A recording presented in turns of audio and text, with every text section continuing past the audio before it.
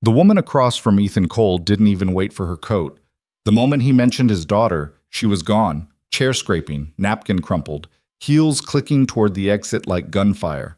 Around him, families laughed over shared desserts, their joy a spotlight on his isolation. 32 years old, sitting alone on Christmas night in a restaurant full of people who belonged. He reached for his wallet, throat tight, when a voice stopped him cold. "Don't leave yet." He looked up. A woman stood beside his table, dark hair, sharper eyes, the kind of presence that commanded rooms. She wasn't smiling. She wasn't pitying him either. "I have a proposition for you," she said. Ethan blinked. "I'm sorry, what?" "Not romance. Something better. Something that might actually work. If you're watching from anywhere in the world tonight, drop your city in the comments below and hit that like button. I want to see how far this story travels. Now let me tell you how a Christmas rejection became the beginning of everything. The restaurant hummed with the particular kind of warmth that only Christmas night could conjure. Soft jazz threading through conversations, the golden glow of Edison bulbs reflecting off wine glasses, the scent of cinnamon and roasted garlic thick enough to taste. Ethan Cole sat perfectly still in the middle of it all, watching his date's empty chair like it might explain what just happened. Sarah. Her name was Sarah, or had been, for approximately 7 minutes. He replayed the moment in his head, that precise instant when her expression shifted from polite interest to something between horror and escape velocity. They'd been talking about work, safe territory, or so he thought. She'd asked if he traveled much for his job at the architecture firm. "Not as much as I'd like," he'd said, attempting warmth, attempting normal. "I have a daughter, so I try to keep things local when I can." The change was immediate. Her smile didn't fade so much as freeze, like someone had paused her mid-frame. "You have a child?" "Yeah, Lily. She's 7. But Sarah was already standing, already reaching for her purse with the kind of efficient urgency usually reserved for fire drills. "I'm so sorry, I just remembered I have an early morning tomorrow. This was lovely. Really. Good luck with everything." The everything landed like a diagnosis. Terminal single fatherhood, prognosis grim. Now Ethan sat alone, surrounded by couples sharing tiramisu and families passing breadsticks to sticky-fingered children, feeling like a ghost at his own life. The server had already come by twice, each time with that particular expression of sympathy that somehow made everything worse. He should leave. He should pay the bill for the water and breadsticks they'd barely touched and go home to where Mrs. Chen was watching Lily, probably already asleep with her stuffed rabbit tucked under one arm. He should— "Don't leave yet." The voice came from his left, low and certain. Ethan looked up to find a woman standing beside his table, mid-30s, dark hair pulled back in a way that suggested efficiency rather than style, wearing a charcoal blazer that probably cost more than his monthly rent. But it was her eyes that held him, gray and assessing, like she was calculating something complex and coming to a conclusion. "I'm sorry?" Ethan managed. "I said don't leave yet. You're Ethan Cole, right? You work at Morrison and Hayes Architecture?" Warning bells. Ethan's hand moved instinctively toward his phone. "Do I know you?" "No, but I know of you. Your firm did the renovation on the Riverside Medical Center. I was impressed by the pediatric wing, the way you integrated the play spaces into the waiting areas. Most architects treat children's hospitals like regular hospitals with brighter paint. You actually thought about how a scared kid experiences space." Ethan's defensive posture eased slightly, replaced by confusion. "Thank you, but my name is Adrian Blake. I own Blake Industries. We do medical technology and equipment distribution. I'm also the woman who's been sitting 3 tables behind you for the last 15 minutes, watching your date implode." Heat crept up Ethan's neck. "That's kind of creepy, actually." "Efficient," Adrienne corrected, pulling out Sarah's abandoned chair and sitting down without invitation. "I was supposed to meet someone too." He took one look at me through the window, checked his phone, and kept walking. "So we've both had a memorable Christmas." Despite himself, Ethan felt a laugh, trying to escape. "I'm sorry, that's terrible." "It's predictable." Adrian signaled the server with 2 fingers. 2 glasses of the Barolo, please, and we'll need menus." She turned back to Ethan. "You haven't eaten, have you?" "I was just about to—" "Leave. I know. Bad plan." You drove all the way here, you're already dressed up, and Mrs. Chen, I'm assuming that's your sitter based on the Christmas card I saw on your desk last week when I stopped by your firm to discuss a potential project, is already committed for the evening. Might as well eat. Ethan stared at her. You saw a Christmas card on my desk? I notice things. It's a useful skill in business, also in life. The server returned with wine. Adrienne didn't ask if Ethan wanted any before the server poured. I have a proposition for you, Ethan. Hear me out before you decide I'm insane. Little late for that, Ethan muttered, but he didn't stand up. Partly because his curiosity had been triggered, but mostly because there was something magnetic about Adrienne's absolute certainty, like she'd already mapped out this entire conversation and knew exactly where it would end. Fair. Adrienne took a sip of wine, her eyes never leaving his. Here's what I know about you. 32, single father, daughter named Lily, age 7. You've been raising her alone since she was 2. You're a talented architect who's turned down 3 promotions in the last 4 years because they required travel or longer hours. You drive a 7-year-old Honda Civic that needs new brakes. You're drowning in student loans and childcare costs. Your dating life is, as we just witnessed, a disaster. And despite all of that, you show up. Every day. Every parent-teacher conference. Every soccer practice. Every scraped knee and bad dream. You show up. The accuracy was unsettling. Ethan set down his wine glass. Okay, you've clearly done some homework. Why? Because I need someone like you, and I think you need someone like me. For what? A project. Because if this is about a business proposal, it's about partnership, Adrienne interrupted. But not the kind you're thinking. I'm not talking about romance, Ethan. I'm talking about something more practical, more honest. Ethan leaned back in his chair, studying her. I'm listening. Adrienne folded her hands on the table, neat, controlled. Everything about her suggested someone who'd learned to manage chaos through sheer force of organization. I'm 36 years old. I built my company from the ground up.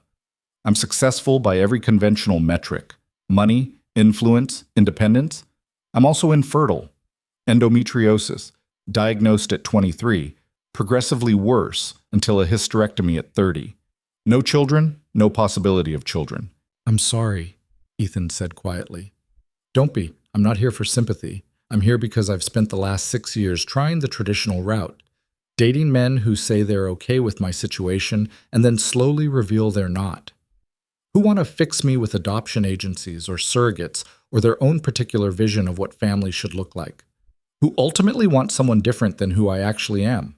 She paused, taking another sip of wine. The restaurant sounds seemed distant now, like they'd created their own pocket of space. 3 months ago, I stopped trying, Adrienne continued. I accepted that I'm never going to have the Hollywood version, the meet cute, the falling in love, the perfect blended family. And once I accepted that, I started thinking about what I actually want versus what I'm supposed to want, what I actually need versus what the narrative tells me I should need. And what's that? Ethan asked. Partnership. Real partnership. Someone who shows up consistently, who's already proven they can commit to something harder than romance. Someone who won't run when things get complicated, because they're already living in complicated and making it work. Someone who needs practical support and can offer the same in return. Understanding dawned slowly, then all at once. Ethan shook his head. You can't be serious. I'm extremely serious. You need financial stability and consistent support with Lily. I need something real. Something built on honesty instead of performance. We could build that together. You want to what? Date? Just like that, cold calculation and negotiation? I want to try, Adrienne corrected. No games, no pretending to be someone we're not, no desperate hope that the other person will magically become what we need. Just 2 adults making a conscious choice to build something functional that might, eventually, become something more. Ethan laughed, but it came out sharp. That's insane. You don't even know me. I know you're a good father. I know you're talented at what you do. I know you haven't given up despite having every reason to. That's more than I've known about most people I've dated for months. And what do you get out of this? Really? Adrienne's expression shifted. Just for a moment, something vulnerable flickered behind the armor. A chance at family. Not through biology or legal fiction, but through choice. through showing up like you do. I can't give Lily a mother who loves her by default, but I could, maybe, become someone who chooses her every day on purpose. That's worth more than biology ever could be. The server appeared with menus. Ethan barely saw them. His mind was racing through the impossibility of what Adrienne was proposing, the cold transactional nature of it, the absolute lack of romance, the presumption that two strangers could engineer something as fundamental as family. And yet, why me? He finally asked. Specifically me. Because you're already doing the impossible, Adrienne said simply. You're raising a child alone, building a career, surviving on 4 hours of sleep and whatever dignity you can scrape together. You're not looking for someone to complete you. You're already complete. You're looking for someone to stand beside you while you do the work. That's rare, that's valuable, that's real. Ethan picked up the menu without seeing it. This is crazy. Probably. But your alternative is going back to women who run the moment they hear you have a child. And mine is going back to men who pity my condition while secretly hoping I'll change my mind about wanting to be someone I'm not. I'd rather try crazy than keep pretending conventional will ever work for either of us. They ordered food. Ethan barely registered what he asked for, his mind still spinning. But as the evening progressed, something unexpected happened. They talked, really talked.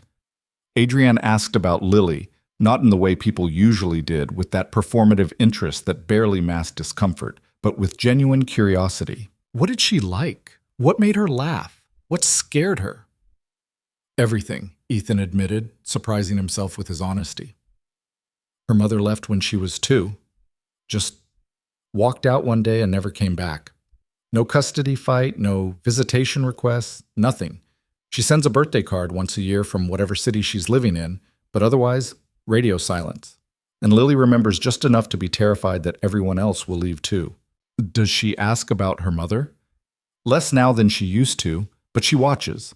Every woman I try to introduce into our lives, Lily watches them like she's waiting for the moment they disappear. And she's never wrong. They always do. Adrienne nodded slowly. So bringing someone new into her life is a minefield. A minefield surrounded by landmines, surrounded by emotional IEDs, Ethan confirmed. Which is why this whole thing is impossible, by the way. You can't just decide to care about a kid you've never met. I'm not deciding to care, Adrienne corrected. I'm deciding to show up and see what happens. There's a difference. I'm not asking you to introduce me to Lily tomorrow as her new mother. I'm asking if we can try something different than the fairy tale that keeps failing both of us. The food arrived. They ate slowly, the conversation shifting to safer territory. Work, the city, the particular absurdity of Christmas dinner with strangers. Adrienne was funny, Ethan discovered. Dry and sharp, but genuinely funny. She told a story about a disastrous business pitch involving a malfunctioning PowerPoint and a client's untrained emotional support peacock that had Ethan laughing so hard he nearly choked on his risotto. You're making that up, he accused. I have photographic evidence. The peacock's name was Aristotle, and he had very strong opinions about market projections. When the check came, Adrienne didn't make a show of reaching for it. She just paid, waving off Ethan's protest with a flick of her hand. We'll figure out fair division later, she said, if we're doing this. I haven't agreed to anything, Ethan reminded her. No, but you haven't run away either. That's something. They stood outside the restaurant, breath misting in the cold December air. Families streamed past them, heading to cars loaded with presents and leftover containers. Ethan shoved his hands in his pockets, studying this strange woman who derailed his evening and possibly his entire understanding of how relationships worked. Let me think about it, he said finally. Adrienne pulled a business card from her blazer pocket. Take your time.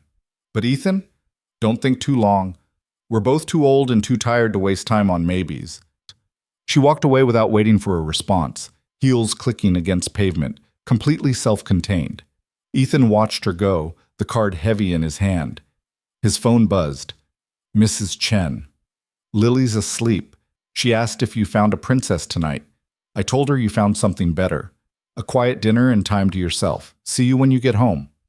Ethan smiled despite himself, pocketing the card and heading to his car. The Civic's brakes squealed as he pulled out of the parking lot, a reminder of all the practical problems that weren't going to solve themselves with hope and good intentions. Maybe that was Adrian's point. Maybe she was right that they'd both been chasing the wrong things, confusing romance with partnership, chemistry with commitment. Or maybe she was completely insane, and he was actually considering it, because Christmas night loneliness had broken something fundamental in his judgment. He drove home through empty streets, past houses lit with colored lights and inflatable lawn decorations, past the evidence of families who'd figured out the formula he kept failing. When he pulled into his apartment complex, Mrs. Chen was waiting on the steps, bundled in a coat that had seen better decades. "How was it?" she asked as he approached. "Weird," Ethan admitted. "Really, really weird." Mrs. Chen laughed, the sound bright in the cold air. "Good weird or bad weird?"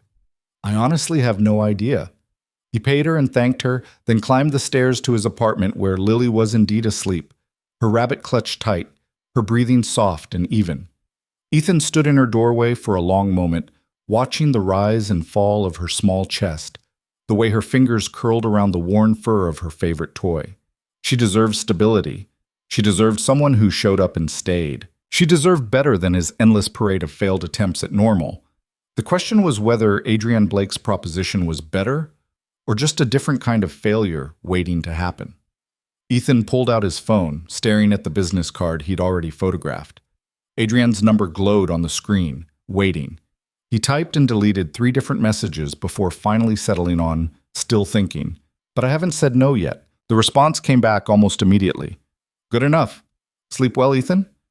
He did sleep eventually, but first he stood in Lily's doorway for another 20 minutes, watching his daughter dream, wondering if he was brave enough or crazy enough to try something completely different.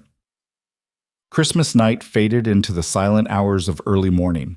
Outside, the city slowly darkened as families finished their celebrations and settled into sleep. Inside apartment 3B, Ethan Cole lay awake, staring at the ceiling, turning Adrian Blake's proposition over in his mind like a puzzle whose solution kept shifting just out of reach. The next morning arrived with typical chaos. Lily woke up at 6:30, thundering into Ethan's room with the kind of energy that should require a permit. "Daddy, Daddy, Mrs. Chen said you went to find a princess. Did you find one? Does she have a castle? Can she do magic?" Ethan groaned, pulling the pillow over his face. "Mrs. Chen has a very active imagination." "But did you?" "Did I what, Peanut?" "Find a princess." He sat up, rubbing his eyes, finding Lily standing beside the bed in her Princess Jasmine pajamas, her dark curls exploding in every direction, her eyes bright with 7-year-old hope. "I met someone," he said carefully, "but she's not a princess, she's a businesswoman." Lily's nose wrinkled. "What's that?" "Someone who runs a company. She makes medical equipment." "That's boring. Can we have pancakes?" And just like that, the moment of truth evaporated into the mundane reality of Saturday morning. Ethan made pancakes, slightly burned, but Lily didn't seem to mind, and they spent the day doing the things they always did. Laundry, grocery shopping, a trip to the park where Lily made friends with a golden retriever and its patient owner. Normal, safe, predictable. But Adrian's card sat in Ethan's wallet like a live wire, impossible to ignore. On Monday, he went back to work, trying to focus on the community center renovation that was currently eating his life. His boss, Richard Morrison, stopped by his desk around 11. "Ethan, conference room, 5 minutes." Ethan's stomach dropped. Nothing good ever started with that sentence. He gathered his laptop and followed Richard to the glass-walled conference room where, to his complete surprise, Adrian Blake sat waiting. She looked different in daylight, still composed, still sharp, but somehow more real. Professional armor in place, but Ethan could see the woman who'd sat across from him on Christmas night underneath the Blake Industries CEO. "Mr. Cole," she said formally, standing to shake his hand. "Thank you for making time." Richard beamed. "Miss, Blake's company is looking to redesign their main campus. Complete overhaul. Offices, labs, manufacturing spaces. It's a significant project. She specifically requested you as lead architect." Ethan's hand was still in Adrian's. She squeezed once, her eyes steady, and he understood. This wasn't about Christmas night. This was business. Real business. "I'd be honored," he managed. The next hour was a whirlwind of specifications, timelines, budget discussions. Adrian was all business, sharp, demanding, clearly someone who knew exactly what she wanted and wouldn't settle for less. Richard practically vibrated with excitement at the commission. This was the kind of project that could make or break a firm's year. As the meeting concluded, Adrienne shook Richard's hand, then Ethan's again. "I'll have my assistant send over the preliminary specs. Mr. Cole, would you have time this week to walk the current facility? I'd like your initial impressions." "Of course. When works for you?" "Thursday, 2 p.m. I'll text you the address."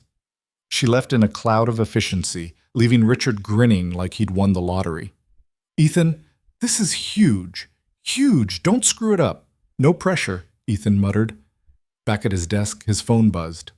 "Adrienne, Thursday's real. The project's real. But we can talk then too if you're still thinking. No pressure from me. The job doesn't depend on your answer." Ethan stared at the message for a long moment before responding. "Still thinking, but I appreciate the clarity." "Good. See you Thursday." The week crawled by. Ethan buried himself in preliminary sketches, researching Blake Industries' current facility, trying to focus on architecture instead of the impossible proposition that kept circling his mind like a shark. Tuesday night, Lily had a nightmare. She woke up screaming, and Ethan ran to her room to find her sobbing into her rabbit. "Mama left again," she gasped between tears. "She left and you left and I was alone and nobody came back." Ethan gathered her into his arms, holding her tight while she shook. "I'm here, Peanut. I'm right here. I'm never leaving." "Promise?" "Promise. Forever and always, you're stuck with me." She hiccuped a laugh through her tears. "Even when I'm old? Even when you're super old and have a bunch of kids of your own and you're tired of me visiting all the time?" "I won't get tired of you." "We'll see. I'm pretty annoying." That earned a real laugh. Ethan stayed with her until she fell back asleep, then retreated to his own room where he sat on the edge of his bed, head in his hands. This was why Adrienne's proposition was impossible. Lily couldn't handle another person disappearing. Every woman Ethan had tried to date in the last 5 years had eventually become another ghost, another confirmation that people left. He couldn't do that to her again. But then again, and this was the thought that kept him awake until 3 in the morning, what if Adrienne was right? What if trying to manufacture romance was the problem? What if starting from honesty, from clear expectations and mutual need, was actually safer than starting from chemistry and hope? Thursday arrived gray and cold. Ethan left work at 1:30, driving across town to Blake Industries' current campus, a sprawling collection of buildings that had clearly grown organically over 20 years, with no coherent design philosophy holding them together. Adrienne met him at the main entrance, wearing slacks and a Blake Industries polo shirt that somehow still looked professional. She handed him a hard hat and a visitor's badge. "Welcome to organized chaos," she said. "Fair warning, we're about to walk through every inefficiency I've been complaining about for 5 years." The tour was extensive. Adrienne knew every inch of her operation, could point to exactly where workflow bottlenecked, where communication broke down, where the physical space failed the people trying to work in it. She wasn't just a CEO with a vague vision. She understood her business from the ground up. Ethan took notes, asked questions, his architect's mind already seeing possibilities. This was good. This was real work, a real challenge, something he could sink his teeth into. They ended up in Adrienne's office, surprisingly modest, with a view of the parking lot and a desk covered in actual blueprints rather than decorative nonsense. "Coffee?" she offered. "Please." She poured from a pot that looked like it had been there since morning, strong and probably terrible. Ethan accepted it anyway. "So," Adrienne said, settling into her chair, "thoughts? On the facility, I mean. It's a mess, but a fixable mess. You'll need phased construction to keep operations running, which means we're looking at 18 months minimum. But yeah, I can see it. I can see what it could be." "Good." She paused. "And thoughts on the other thing?" There it was. Ethan set down his coffee cup. "I have questions. I'd be worried if you didn't. What does this actually look like? Practically, day to day?" Adrienne leaned back, considering. "Honestly, I don't know exactly. We'd have to figure it out as we go, but I'm thinking we start slow. Dinner once a week, maybe twice. Getting to know each other without performance pressure. No meet the family until we know if this is even viable. And Lily, I'd want to meet her, but carefully, On her terms, not as some grand introduction. She's 7. She doesn't have terms. She has instincts. Kids always do. I'm not interested in forcing something that doesn't fit. Ethan studied her across the desk. Why are you really doing this? And don't give me the practical answer. What's underneath? Adrienne was quiet for a long moment. When she spoke, her voice was softer than he'd heard it. I'm tired, she admitted. I'm tired of pretending I'm something I'm not. I'm tired of men who want to fix me or save me or mold me into their idea of what a partner should be. I'm tired of being someone's compromise. She stopped, started again. I want to be chosen, deliberately, for exactly who I am, limitations and all. And I want to choose someone the same way. No illusions, no fantasy, just real. That's terrifying, Ethan said. I know, but so is everything else we've tried. He picked up his coffee cup, swirled the remains. 1 dinner a week, to start. To start? Adrienne confirmed. And if it doesn't work, then we stop. Clean break. The business project continues regardless. I meant what I said. The job doesn't depend on this. Ethan took a breath. He thought about Lily's nightmare. He thought about Sarah running from the restaurant. He thought about 5 years of failed attempts at normal, at the fairy tale that kept disintegrating in his hands. Okay, he said. Let's try crazy. Adrienne's smile was small but genuine. Yeah? Yeah. 1 dinner a week, see what happens. No promises beyond showing up. Deal. They shook hands across the desk, formal and absurd and somehow exactly right. Outside the window, December rain started to fall, washing the parking lot clean. Their first official dinner happened the following Tuesday at a small Italian place halfway between Ethan's apartment and Adrienne's downtown loft. Ethan arrived 10 minutes early, nerves humming under his skin like a low-voltage current. This wasn't a date, he reminded himself. This was something else entirely. An experiment, a business arrangement with emotional possibilities. Adrienne arrived exactly on time, wearing jeans and a navy sweater that made her look softer somehow, more approachable. She slid into the booth across from him with an expression that suggested she was equally uncertain about what they were doing. So, she said, accepting a menu from the server. How does this work? I was hoping you'd know, Ethan admitted. You're the one who proposed the whole thing. I proposed the concept. I didn't exactly come with an instruction manual. They ordered pasta for him, risotto for her, and then sat in the particular awkwardness of 2 people who had agreed to bypass all normal relationship conventions without quite knowing what to replace them with. Tell me about your company, Ethan finally said. How did you build it? Adrienne's shoulders relaxed slightly, back on familiar ground. Started in my parents' garage, actually. Very cliché. I was 24, fresh out of business school, convinced I could design better mobility equipment than what was on the market. My grandfather had ALS. He died when I was 22, and watching him struggle with poorly designed wheelchairs and hospital beds made me furious. So I started sketching improvements. Your parents supported that? A shadow crossed her face. Not exactly. They thought I should work for an established company, build a traditional career. They didn't understand why I'd risk everything on something so uncertain. We didn't speak for 3 years while I built the business. And now? Now we speak at holidays and maintain polite distance the rest of the time. They're proud of my success in the abstract, but uncomfortable with how I achieved it. Too aggressive, too focused, too unwilling to compromise myself for their comfort. She paused. Sorry, that got heavy fast. No, it's good. I asked. Ethan traced the rim of his water glass. My parents died when I was 19. Car accident. They never met Lily, never knew about any of this. Sometimes I wonder what they'd think. About being a single father? About all of it. The choices I've made. The ones I haven't. Their food arrived, providing a momentary reprieve.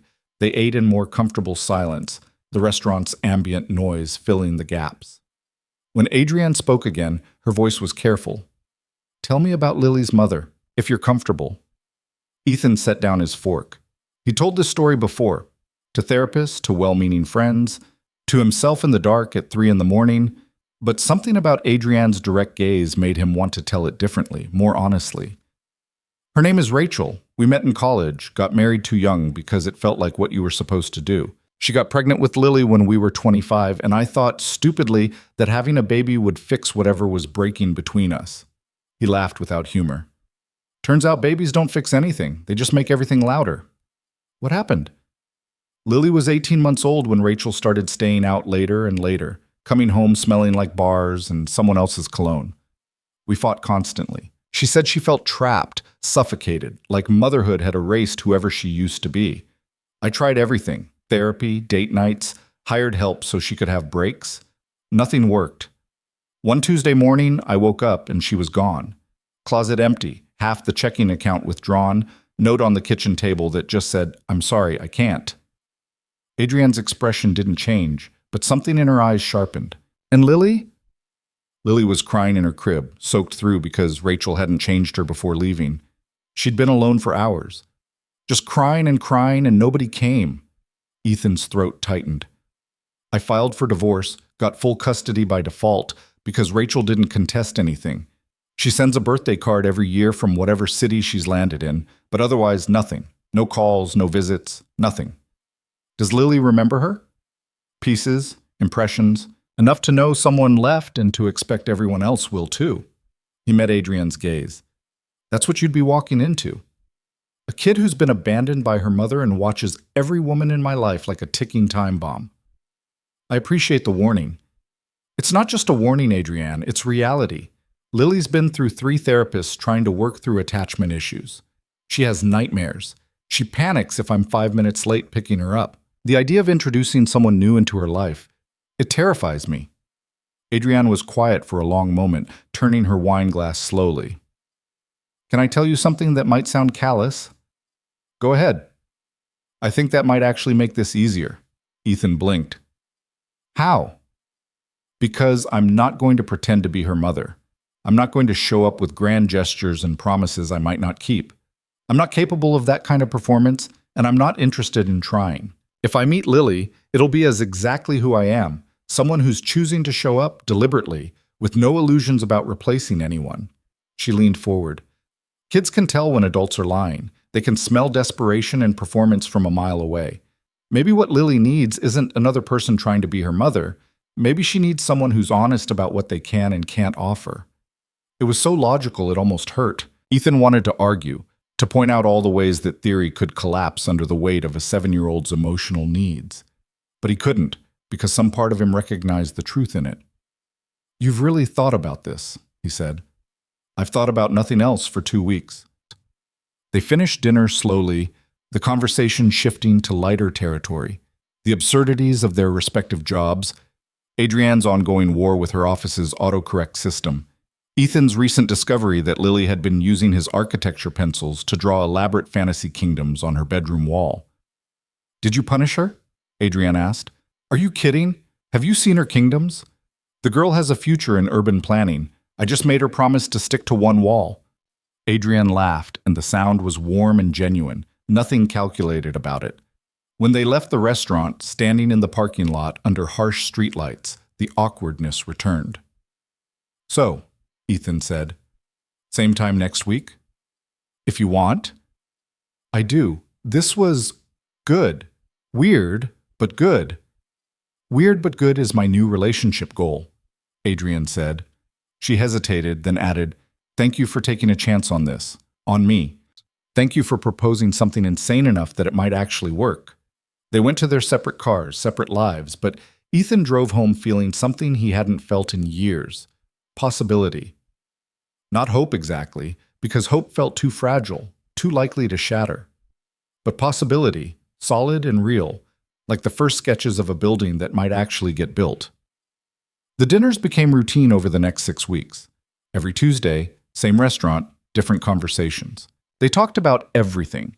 Adrienne's difficult relationship with her parents, Ethan's guilt about not providing Lily with more, their shared love of terrible reality television, their completely opposite approaches to organization. Adrienne's loft was minimalist precision, everything labeled and color-coded. Ethan's apartment was controlled chaos, systems that made sense only to him. How do you find anything? Adrienne asked one Tuesday when Ethan mentioned spending 20 minutes looking for Lily's permission slip. Eventually, with determination and mild panic. That's not a system. It's absolutely a system, just not a good one. They were learning each other, piece by piece, without the pressure of romance obscuring the reality. Ethan discovered that Adrienne was fiercely competitive about board games, had never seen Star Wars, and could fix almost anything mechanical with alarming competence. Adrienne learned that Ethan stress-baked at midnight, had an encyclopedic knowledge of children's literature, and could sketch entire building designs on cocktail napkins while barely paying attention. "You do that a lot," she observed one evening, watching him draw. "Design things without thinking. It's how I process. When something's bothering me, I build imaginary solutions." "What's bothering you now?" Ethan looked down at the napkin where he'd unconsciously sketched a playground structure with unusual geometry. "Lily's school called today. She got into a fight with another kid. Is she okay?" "Physically, yes. Emotionally, it's complicated. The other kid said something about Lily not having a real family because she doesn't have a mother. Lily punched her. Good for Lily." Ethan's eyebrows shot up. "I'm supposed to be discouraging violence.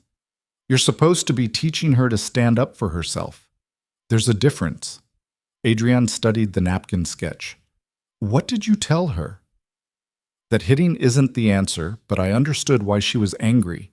That our family is real even if it looks different.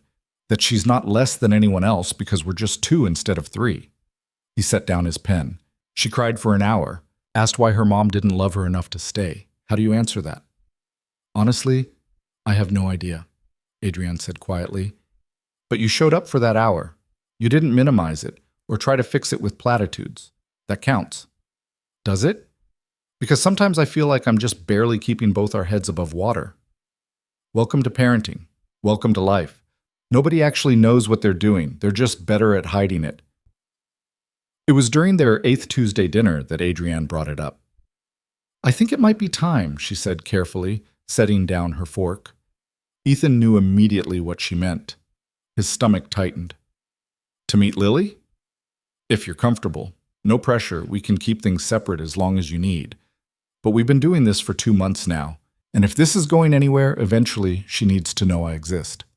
"I know. Ethan ran a hand through his hair. "What if she hates you? What if she loves you, and then you decide this isn't working? What if—" "Ethan," Adrienne's voice was firm but gentle. "What if we don't catastrophize every possible outcome and just try? One afternoon, somewhere neutral. I won't pretend to be anything I'm not, and we'll see what happens." "Where?" "Does she like museums?" "She loves the science museum, especially the dinosaur exhibit." "Perfect. Next Saturday. We'll happen to run into each other. Casual. Low stakes. If it goes badly, we extract and regroup." Ethan wanted to argue, to list all the ways this could implode. But Adrienne was right. They couldn't stay in this liminal space forever.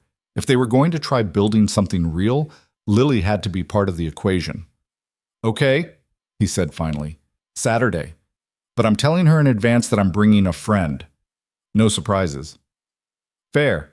That night, after tucking Lily into bed, Ethan sat on the edge of her mattress, gathering courage. "Hey, Peanut, I want to talk to you about something." Lily looked up from her rabbit, instantly wary. "Am I in trouble?" "No, nothing like that. I just wanted to tell you that on Saturday, when we go to the museum, my friend Adrienne might meet us there." "What kind of friend?" "The regular kind. She's someone I've been having dinner with sometimes. She's nice. I think you'd like her." Lily's expression shuddered. "Is she your girlfriend?" "Not exactly. She's someone I'm getting to know, someone I care about, and I thought it might be nice if you two met." "The other ladies always left." Lily's voice was small. "After they met me, they left." Ethan's heart cracked. "Oh, sweetheart. Those ladies left because they weren't right for us. Not because of anything you did. You didn't make anyone leave." "But they always do, after they see me." "Adrienne is different." "That's what you always say." She wasn't wrong. Ethan had said that before, about women who'd lasted 2 dates, or 6 or 12, before finding reasons to disappear. He'd said it with hope and desperation, and the naive belief that surely this time would be different. "You're right," he said. "I have said that before. But this time I mean it differently. Adrienne knows about you. She knows you're the most important person in my life. She's not expecting to replace anyone or become something she's not. She just wants to meet you, that's all. And if you don't like her, that's okay. We can talk about it. Lily studied him with those two wise 7-year-old eyes. Promise? Promise. You're my priority, always. Okay, but I'm bringing Mr. Fluffles. She held up her rabbit protectively. Mr. Fluffles is always welcome. Saturday arrived gray and cold, the kind of March morning that couldn't decide between winter and spring. Ethan dressed Lily in her favorite dinosaur sweater, purple with a T-Rex on the front, and they drove to the museum with Lily chattering nervously about the new asteroid exhibit. Do you think Adrienne likes dinosaurs? She asked as they pulled into the parking lot. I don't know. We'll find out. They met near the main entrance. Adrienne stood beside the bronze statue of a mammoth, wearing jeans and a practical jacket, her hair in a simple ponytail. Nothing fancy, nothing performative. When she saw them approaching, she smiled, small, genuine, directed first at Ethan and then at Lily. You must be Lily, she said, crouching down to eye level. Your dad's told me you're the resident dinosaur expert. Lily clutched Mr. Fluffles tighter. I know a lot about dinosaurs. Good, because I know almost nothing. I always mix up the ones with the long necks and the ones with the spiky tails. You'll have to teach me. It was perfect. No forced enthusiasm, no talking down, just straightforward acknowledgement. Lily's grip on the rabbit loosened slightly. The long necks are sauropods, she said cautiously. The spiky tails are stegosaurus. They're completely different. See? I need help. Think you could show me around? They entered the museum, Lily walking between Ethan and Adrienne, gradually warming as she lectured about Cretaceous versus Jurassic periods. Adrienne listened with genuine attention, asking real questions, admitting when she didn't understand something. At the T-Rex skeleton, Lily stopped, staring up in awe. This is my favorite, she whispered. She was the biggest predator. Nothing scared her. Was it a she? Adrienne asked. This one was. Scientists can tell from the bones. Her name is Regina. Regina the T-Rex. I like it. Strong name for a strong dinosaur. Lily looked up at Adrienne, something shifting in her expression. You're not acting fake. Adrienne blinked, clearly surprised by the directness. No, I'm not. The other ladies Daddy brought home acted really excited about everything, like they were pretending. You're not pretending. I'm not very good at pretending. I figure it's easier to just be honest. I like that, Lily said simply, and then she reached out and took Adrienne's hand. Ethan's breath caught. Adrienne looked down at Lily's small hand in hers, then up at Ethan with an expression of wonder and terror mixed together. He gave her an encouraging nod, and she squeezed Lily's hand gently. They spent 3 hours at the museum. Lily showed Adrienne every exhibit, explaining with increasing confidence, occasionally forgetting to be guarded. In the cafeteria, sharing French fries, she asked Adrienne about her job. I make equipment for hospitals, Adrienne explained. Beds and wheelchairs and things that help people who are sick or hurt. That's important, Lily said seriously. My friend Emma's grandma has a wheelchair. It has purple wheels. Purple's a good choice. Medical equipment should be fun colors, not just boring white. Can you make dinosaur wheelchairs? Adrienne laughed. I could try, though I'm not sure many dinosaurs need wheelchairs. Maybe old dinosaurs, like if they hurt their tails. You make an excellent point. I'll look into geriatric dinosaur mobility solutions. Lily giggled, and Ethan felt something loosen in his chest. This was working. Somehow, impossibly, this was working. As they left the museum, Lily walked ahead to look at the gift shop window. Adrienne moved closer to Ethan, her voice low. How am I doing? You're doing great, better than great. She's wonderful, smart, and funny, and so much braver than she knows. She likes you, I can tell. The feeling is mutual. Adrienne paused. This is scarier than I expected. The responsibility of it. What it would mean to be someone she counts on. Welcome to the terror of caring about kids. They walked Lily to the gift shop, where she agonized over a stuffed triceratops before Adrienne offered to split the cost with Ethan. You don't have to do that, Ethan said. I know, but she showed me around all afternoon. Considerate payment for services rendered. In the car afterward, Lily hugged her new Triceratops and announced, I like Adrienne. She doesn't talk to me like I'm stupid. She's pretty smart herself, Ethan agreed. Can she come to dinner sometime? Ethan glanced in the rearview mirror, meeting his daughter's eyes. Would you like that?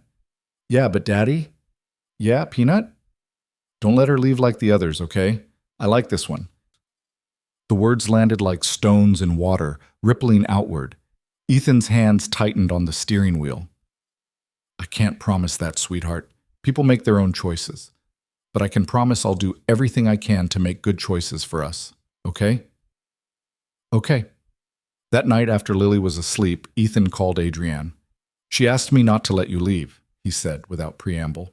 Adrienne was quiet for a moment. What did you tell her? That people make their own choices. That I couldn't promise anything except that I'd try. Good. That's honest. A pause. For what it's worth, I'm not planning on leaving. This is working, Ethan. Better than I expected. Lily is extraordinary and you're... She stopped, started again.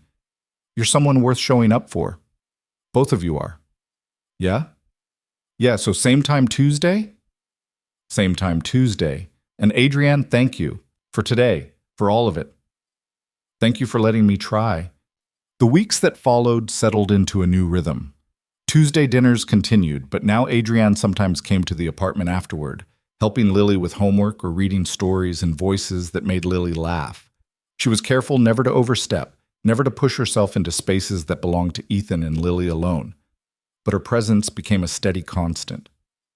One evening, Adrienne brought over a prototype from work, a pediatric wheelchair with LED lights built into the wheels. You said Emma's grandma has purple wheels, she told Lily. I thought we could do better. What if the wheels could change colors? Lily's eyes went wide as Adrienne demonstrated the remote control cycling through rainbow patterns. This is the coolest thing I've ever seen. It's just a prototype, but if it works, we'll make them for kids who need wheelchairs. Make hospital stuff less scary. Can you make them dinosaur-shaped? I'll see what I can do. Watching them together, Lily's head bent over the wheelchair remote, Adrienne's patient explanations, Ethan felt something shift. This wasn't about romance anymore, if it ever had been. This was about building something real, something chosen, something that might actually last because it was built on honesty instead of fantasy. But he also knew that the real test was still coming. Adrienne's parents had been requesting to meet whoever she was seeing for weeks now. And that dinner, when it happened, would determine whether this fragile thing they were building could survive contact with the real world. The invitation arrived on elegant cardstock, hand-delivered by Adrienne one Tuesday evening, with an expression that suggested she was delivering a bomb rather than a dinner request. My mother insists on meeting you, she said, handing Ethan the cream-colored envelope. Both of you. You and Lily. Ethan opened it carefully, reading the formal script inviting them to dinner at the Blake residence the following Saturday. Your parents want to meet Lily. My mother specifically requested it. She's decided that if I'm serious about someone, she needs to evaluate the entire situation. Adrienne's jaw tightened. I told her it was too soon, that we're taking things slow, but Margaret Blake doesn't accept boundaries she didn't establish herself. You call your mother by her first name? Only in my head. To her face, I maintained the illusion of filial respect. She sat down heavily on Ethan's worn couch. We don't have to go. I can make excuses, tell them you're busy, postpone indefinitely. But you don't want to. I want to get it over with. Like ripping off a bandage. The longer we wait, the worse the anticipation gets. She looked at him directly. But I need you to understand what you're walking into. My parents are wealthy, judgmental, and very invested in their social standing. They will find problems with everything. Your job, your education, your car, the fact that you're a single father. They will smile and be superficially polite while making it clear you're not good enough for their daughter. Sounds delightful. It won't be. And Lily, Adrienne's voice softened with concern. They won't be cruel to her, but they also won't see her. They'll see a complication, an indicator that you come with baggage. I'm telling you this now so you can decide if it's worth it. Ethan studied the invitation, the expensive paper stock, the formal phrasing that managed to sound both welcoming and condescending. He thought about Lily, about exposing her to people who would judge her before she said a word. Every protective instinct screamed to decline, to keep his daughter safe from that kind of cold assessment. But he also understood what Adrienne wasn't saying, that her parents' approval or disapproval would matter whether they acknowledged it or not. That this dinner was a test, not just of him, but of whether Adrienne would choose her own path or bend to family pressure. "We'll go," he said finally. "But the second they make Lily uncomfortable, we're out. I don't care if we're mid-entree." Relief and anxiety warred across Adrienne's face. "Deal. And Ethan, I'm sorry in advance for whatever they say." "Don't apologize for them. You're not responsible for other people's behavior." "I know, but I'm bringing you into it anyway." 괜찮아? The following Saturday arrived too quickly. Ethan dressed Lily in her best dress, navy blue with white flowers, bought for a cousin's wedding 2 years ago and getting tight across the shoulders.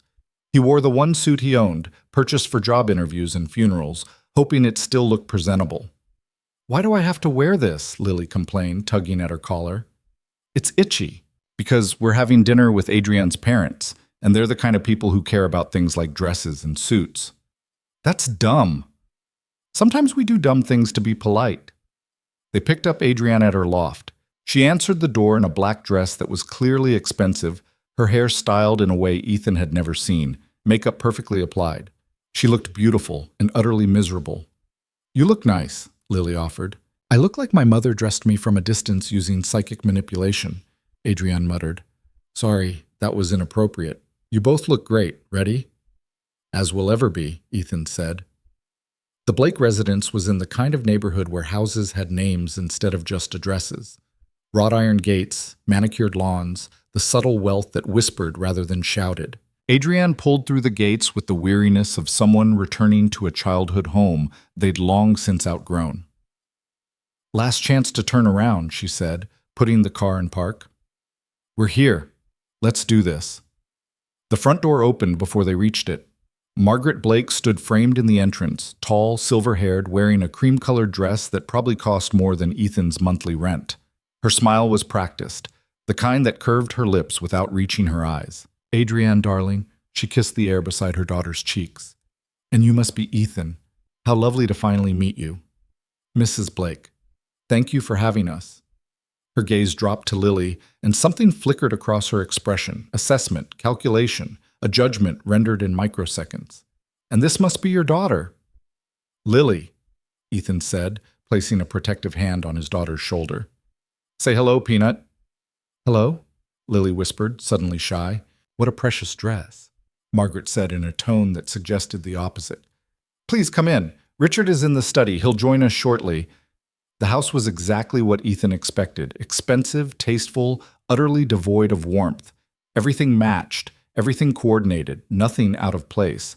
The kind of home where children were discouraged from touching anything. They were ushered into a formal living room where Richard Blake waited, bourbon in hand, wearing a sport coat that casual Friday executives wore to appear relaxed while maintaining authority. He shook Ethan's hand with a grip that tested strength. "Ethan, good to meet you. Adrienne speaks highly of your architectural work." "Thank you, sir. I appreciate that." "Morrison and Hayes is a respectable firm. Mid-tier, but respectable. You've been there how long?" 8 years. "Good stability. Important with a child to support." Richard's gaze flicked to Lily, who'd positioned herself slightly behind Ethan's leg. "And you're 7, young lady?" Lily nodded wordlessly. "Shy thing, isn't she?" Margaret observed, in a tone that made shyness sound like a character defect. "She's cautious with new people," Ethan said evenly. "It's not a bad quality." Dinner was announced by a woman in what appeared to be actual house staff uniform. They moved to a dining room dominated by a table that could seat 14, set with china that probably had historical significance. Lily stared at the array of silverware with visible concern. "Start from the outside and work your way in," Adrienne whispered to her. "And if you're not sure, just watch me." The first course arrived, some kind of soup that Lily poked at suspiciously. Margaret watched her with the intensity of someone conducting a scientific experiment. "Does she not like butternut squash?" she asked Ethan. "I think she's just not very hungry." "Children need to learn to eat what's served. It's a matter of discipline." "She has plenty of discipline," Ethan said, keeping his voice carefully neutral. She's 7. 7-year-olds are allowed to have food preferences. Of course. Margaret's smile tightened.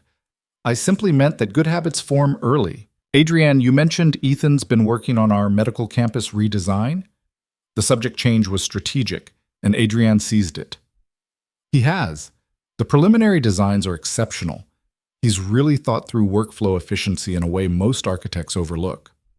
How interesting. And you manage that work while raising a child alone? That must be challenging. It has its moments, Ethan admitted. I imagine so. Adrienne mentioned the child's mother is out of the picture? The question landed like a slap. Beside him, Lily went very still. Lily's mother chose not to be involved, Ethan said carefully. It's just the two of us. How unfortunate. Children really do need both parents, don't they? The research is quite clear on that. Adrienne's fork clattered against her plate. Mother? I'm simply stating facts, darling.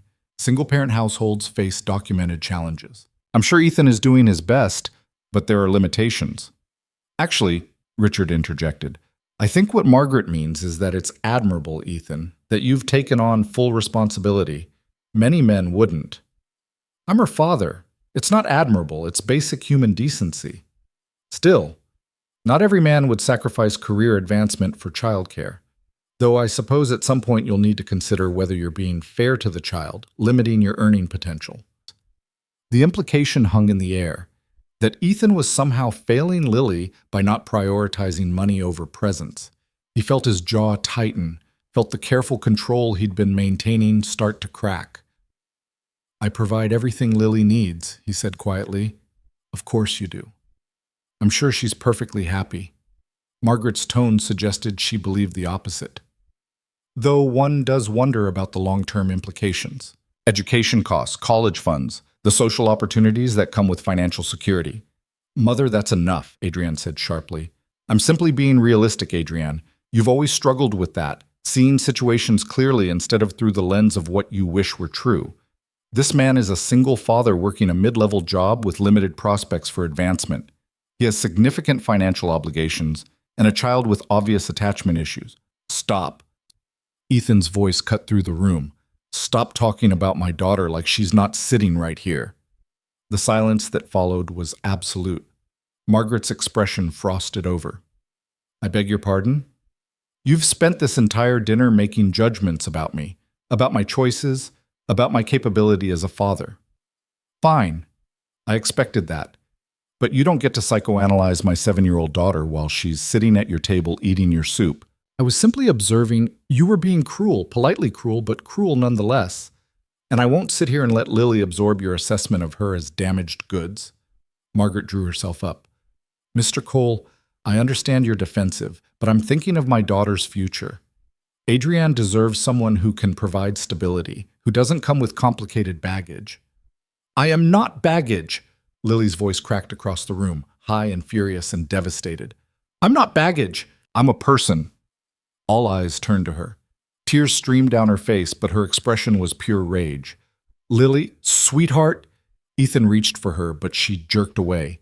You think I'm broken. You think I'm what's wrong. But I'm not wrong. You're wrong. You're mean and you don't even know me and I hate you. She ran, just pushed back from the table and ran, her small footsteps echoing through the pristine house. Ethan stood immediately, but Adrienne was already moving. I'll get her, she said. You stay here. She disappeared after Lily, leaving Ethan standing in the dining room facing two people whose expressions ranged from shock to vindication. Well, Margaret said icily, I think that rather proves my point about stability. Your point, Ethan said slowly, is that you're willing to hurt a child to protect your daughter from the possibility of complications. Do you understand how messed up that is? I understand that Adrienne has spent her entire adult life making impulsive decisions that don't consider long-term consequences. I understand that you represent another in a long line of inappropriate choices driven by her stubborn refusal to accept reality. What reality is that? That she deserves happiness? That she's allowed to choose her own family? That she deserves someone without the mess you bring with you? A ready-made family, an angry child, financial limitations? These are facts, Mr. Cole, not judgments. Facts. Ethan laughed bitterly. You've turned your assessment of my tax bracket into facts. You've looked at Lily for all of 15 minutes and decided she's damaged. You've reduced everything about who we are to line items in some equation where we don't measure up to your standards. Richard cleared his throat. Ethan, I think everyone's emotions are running high.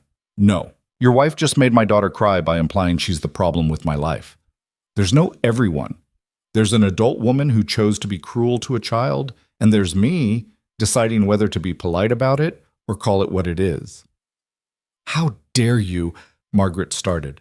I dare because I'm her father, and my job is to protect her from people exactly like you. People who smile while cutting. People who hide judgment behind concern. People who measure worth in stock portfolios and pedigrees instead of character.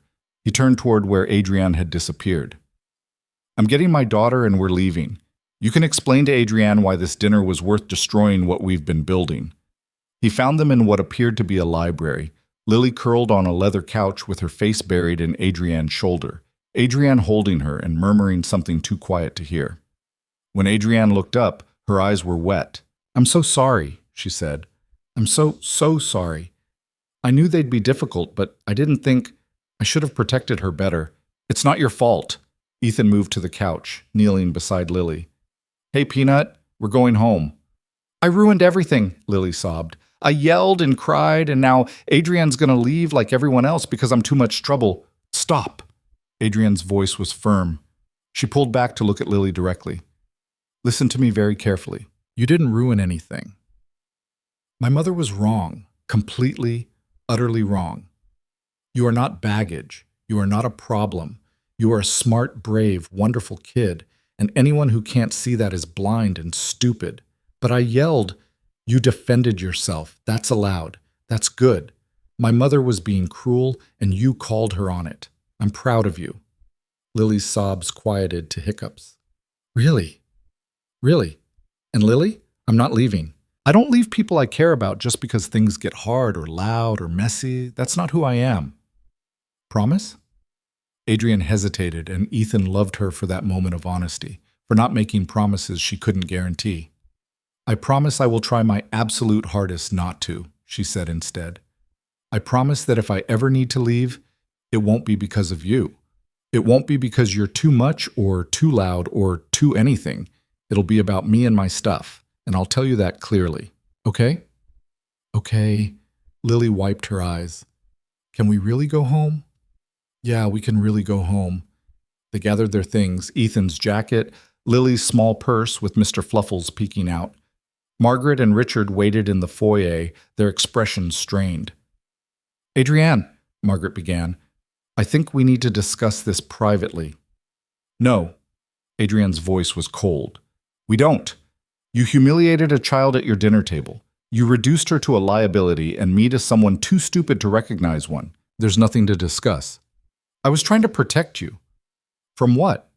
From happiness? From building something real instead of playing by your rules?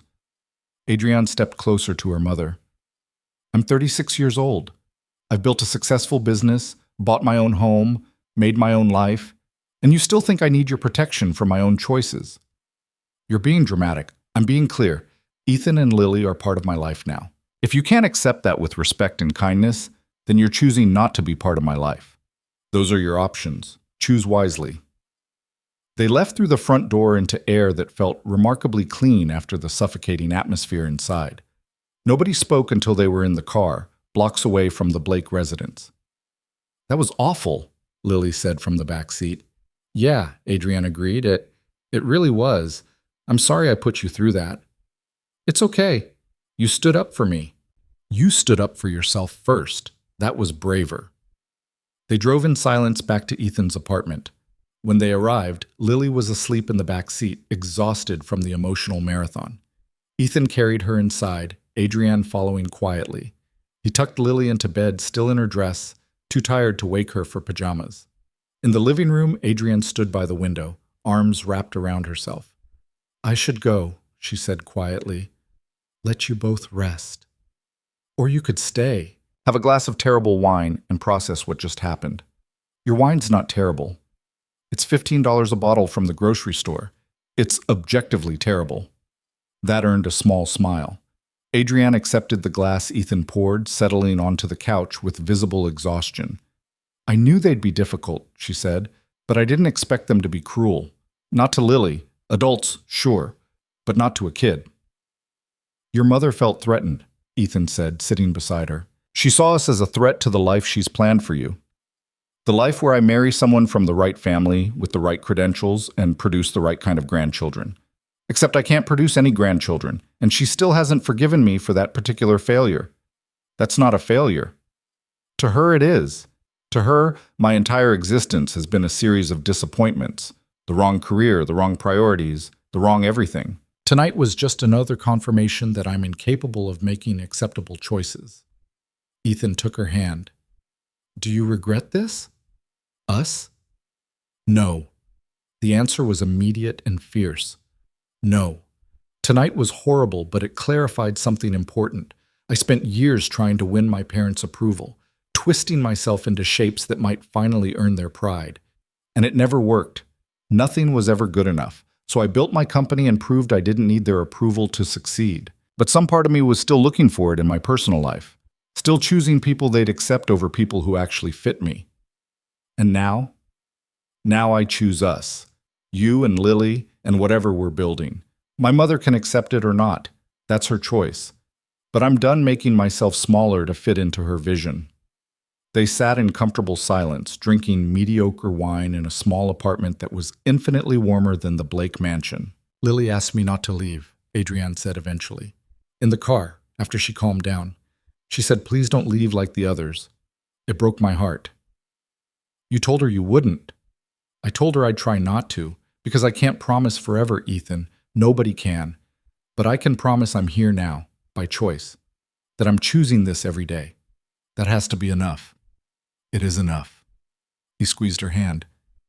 You showed up for her tonight. You protected her when I couldn't. That's what matters.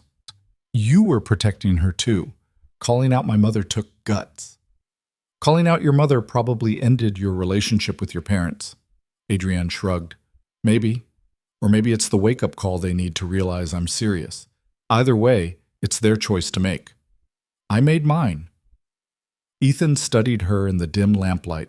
This woman who'd approached him in a restaurant with an impossible proposition and somehow made it work through sheer determination and honesty. He thought about the risks she'd taken, choosing him and Lily over her parents' approval, choosing messy reality over pristine expectations. Thank you, he said quietly. For what? For choosing us. For showing up. For being exactly who you are instead of who anyone expects you to be. Adrienne leaned her head on his shoulder. Thank you for letting me. For being patient while I figured out what I wanted. For not running when things got complicated. Things have been complicated from the start. That's kind of our thing. She laughed softly. Weird but good. Weird but good, he agreed. They finished their wine in silence, Adrienne eventually dozing against Ethan's shoulder, exhausted from confrontation and emotional honesty. When he finally woke her to head home, she was reluctant to leave. I could stay on the couch, she offered, in case Lily has nightmares, in case she needs to know I'm still here. It was crossing a line they hadn't crossed yet, but it felt right. Ethan grabbed pillows and a blanket, making up the couch while Adrienne changed into borrowed sweatpants and one of his old t-shirts. She looked younger this way, softer, more vulnerable than he'd ever seen her. Good night, he said from his bedroom doorway. Good night. And Ethan? Your wine really isn't that terrible. Liar. He went to bed but didn't sleep, listening to the sounds of his apartment, Lily's soft breathing from her room, Adrienne shifting on the couch, the familiar creaks and settles of a home that held everyone he cared about. Tomorrow, they'd deal with fallout from the dinner. Tomorrow, Lily would need reassurance, and Adrienne would need to process confronting her parents. Tomorrow, the real work would begin. But tonight, they were all here, choosing each other, building something real from honesty and courage, and the willingness to show up even when it was hard. It wasn't the fairy tale, it was better. It was real. Morning arrived with pale sunlight filtering through cheap blinds and the smell of coffee. Adrienne had somehow figured out how to make, despite Ethan's unnecessarily complicated machine. He found her in the kitchen, still wearing his old t-shirt, staring out the window with a mug cradled in both hands. "You're up early," he said. She turned, offering a tired smile. "Couldn't sleep much. Kept replaying last night." "Regrets? About standing up to my parents?" "No. About exposing Lily to their judgment in the first place?" "Absolutely." Before Ethan could respond, small footsteps padded down the hallway. Lily appeared in the doorway, hair a wild tangle, still in her wrinkled dress from the night before.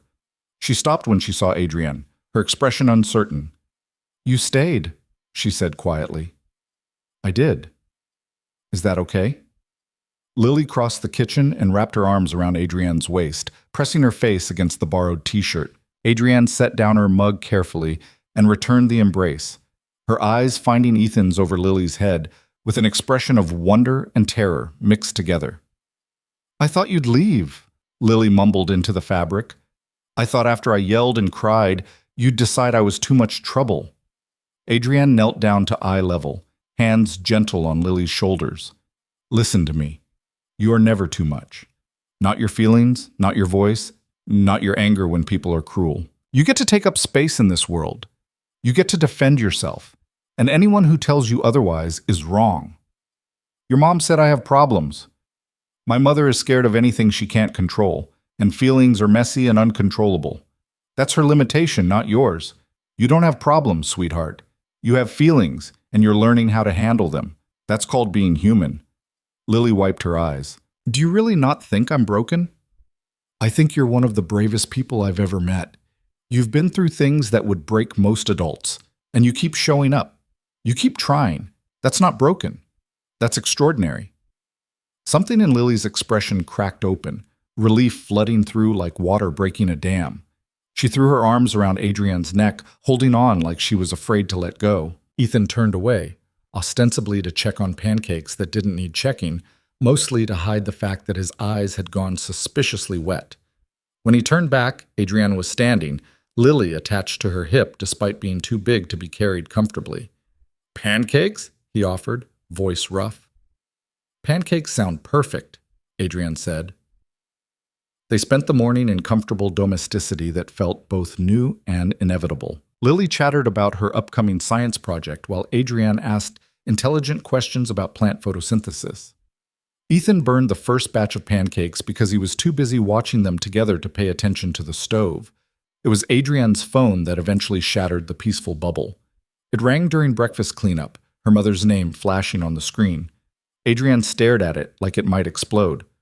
"You don't have to answer," Ethan said. "I do. Ignoring it just prolongs the inevitable."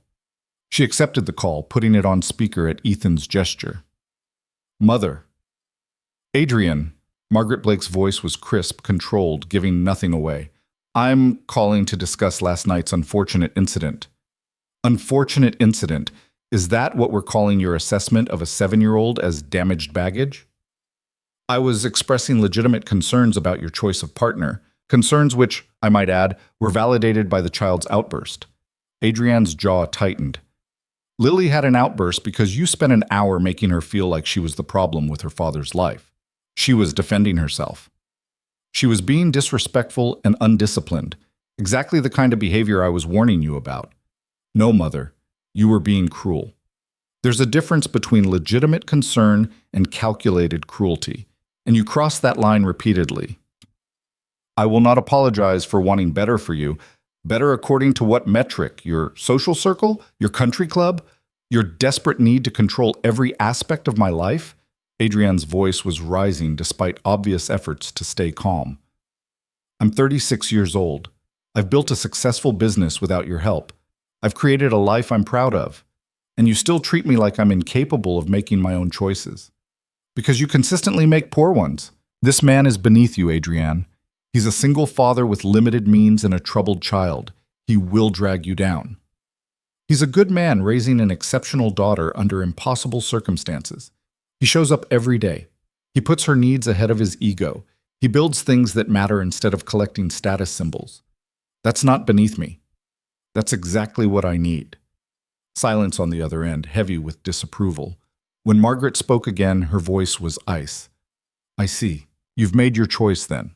against your family, against your upbringing, against everything we've tried to teach you about appropriate partnerships. I've made a choice for my own happiness instead of your approval. If you can't see the difference, that's your problem, not mine. Very well. Don't expect your father or me to support this relationship. Don't expect us to welcome this man or his child into our family. I don't expect anything from you anymore, Mother. That's the point. I stopped waiting for your approval years ago. I'm just done pretending I haven't. Adrian's voice broke slightly. I love you, but I won't sacrifice my happiness for your comfort. Not anymore. She ended the call before Margaret could respond, setting the phone down with shaking hands. Lily had frozen, mid-dish drying, her eyes wide. Did you just break up with your mom? She asked. Adrienne laughed, the sound wet and painful. Something like that. More like setting boundaries she doesn't want to respect. Will she come around? Ethan asked quietly. I don't know. Maybe, maybe not. Either way, I can't keep trying to earn something she's not willing to give. She wiped her eyes impatiently. Sorry. I'm supposed to be the adult here, not falling apart in your kitchen. Adults are allowed to fall apart sometimes, Ethan said, especially after difficult conversations with impossible parents. Lily approached Adrienne carefully, tugging on her borrowed t-shirt. Hey, you're really not leaving? I'm really not leaving, even though your mom's mad, especially because my mom's mad. She doesn't get to decide who I care about. That's my choice. Lily considered this, then nodded with 7-year-old wisdom. Okay, good. Because I was going to be really sad if you left. The simple honesty of it seemed to undo Adrienne more than Margaret's cruelty had. She pulled Lily into another hug, holding on like she was anchoring herself to something real. The days that followed established a new normal. Adrienne started spending more evenings at the apartment, helping with homework, reading bedtime stories, learning the rhythms of Ethan and Lily's life. She was careful not to overstep, always checking with Ethan before making decisions that affected Lily, but her presence became as natural as furniture. One Tuesday evening, 3 weeks after the disastrous dinner, Lily looked up from her math homework with sudden intensity. Adrienne, are you my dad's girlfriend now? Adrienne and Ethan exchanged glances. They'd been carefully avoiding labels, letting things evolve without the pressure of definition. But Lily deserved clarity. What do you think? Adrienne asked carefully. I think you're here a lot. And you and Daddy hold hands sometimes. And you kiss him goodnight. Lily wrinkled her nose, which is kind of gross, but also kind of nice. Does it bother you that I'm here a lot? Lily considered the question with the seriousness it deserved. No, I like it. It's like having a grown-up friend who doesn't treat me like a baby, but also... She trailed off, suddenly uncertain. Also what, Peanut? Ethan prompted. Also, I'm scared. Because what if I get used to you being here and then you change your mind? What if you decide we're too complicated or too much work? Everyone always leaves eventually.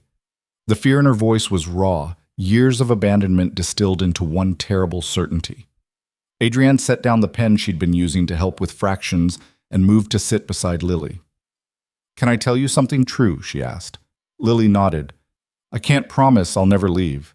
Nobody can promise that honestly because life is unpredictable and people change. But I can promise that if I ever need to leave, it won't be because of you. It won't be because you're too much or too complicated or too anything. It'll be about me and my stuff. And I can promise that right now, today, I choose to be here. I choose you and your dad. On purpose. Because you're worth choosing. But what if you stop choosing us?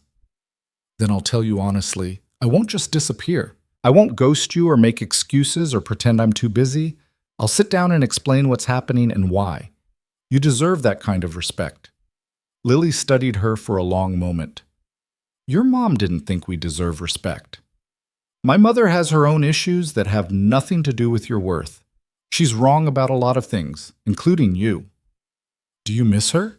Your mom? The question clearly caught Adrienne off guard. She was quiet for a moment, choosing words carefully. I miss the idea of her, she said finally. I miss having parents who support me instead of judge me, but I don't miss the actual relationship we had, because it was built on me trying to be someone I'm not. That's exhausting. Yeah, Lily said quietly. I get that. I used to try really hard to be perfect so my mom would come back, but she didn't anyway. That's because her leaving had nothing to do with you. You could have been the most perfect kid in the world, and she still would have left, because her leaving was about her problems, not your worth. Adrienne says that too, Lily said, glancing at Ethan, that it's not my fault. It's not, both adults said simultaneously. Lily smiled a little, then returned to her math homework.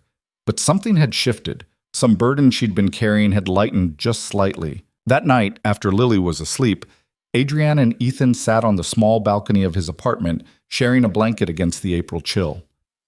She asked if you're my girlfriend, Ethan said.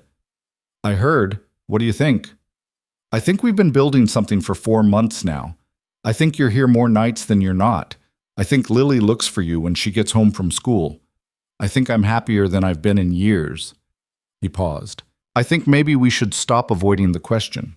Adrienne leaned into him. I'm not avoiding it. I just don't want to force it into conventional shapes. What we have works because it's honest, not because it looks like what other people expect. So what do we call it? What do you want to call it? Ethan considered. Partnership. The thing you proposed on Christmas night, partnership that's become something more. I like that. Partnership with love growing in the cracks. She turned to look at him directly. Because I do love you, Ethan. Both of you. It snuck up on me when I wasn't looking, and now it's just there. Undeniable.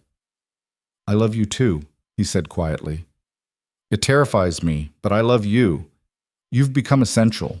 Both of us need you. That's a lot of pressure. That's the truth. If it's too much, it's not too much. It's just new. I've never been essential to anyone before. Never been chosen this deliberately. It's scary and wonderful, and I don't want to mess it up. You won't. You don't know that. I know you show up. I know you choose us every day. I know you stood up to your mother to protect Lily. That's not someone who's going to mess this up. They sat in comfortable silence, the city sounds distant below them, wrapped in shared warmth and the particular contentment that comes from being exactly where you need to be. It was Lily who forced the next evolution 2 weeks later. She came home from school on a Wednesday with a permission slip for a field trip and an announcement that derailed Ethan's afternoon. We have to bring both parents to the spring fair, she said, setting the paper on the kitchen counter. Or a parent and a step-parent, or 2 guardians. Everyone has to bring 2 adults. Ethan read the permission slip, which did indeed specify that each child needed 2 adult chaperones for the all-day event. Sweetheart, you know I can't bring 2 people. It's just me. But Adrienne could come. She's here all the time anyway. Adrienne isn't your step-parent or your guardian, but she could be. Lily's voice rose with sudden desperation. She could be if you wanted her to be. Everyone else has 2 parents, and I only have 1, and it's not fair. The outburst shocked them both into silence. Lily's chest heaved, tears threatening, her small hands balled into fists. Lily, Ethan started. No, I don't want to be different anymore. I don't want to be the only kid with just 1 parent. I don't want people feeling sorry for me or asking where my mom is. I want Adrienne to be my mom. Peanut, it doesn't work like that. We can't just decide. Why not? You love her. She loves us. Why can't we just be a normal family?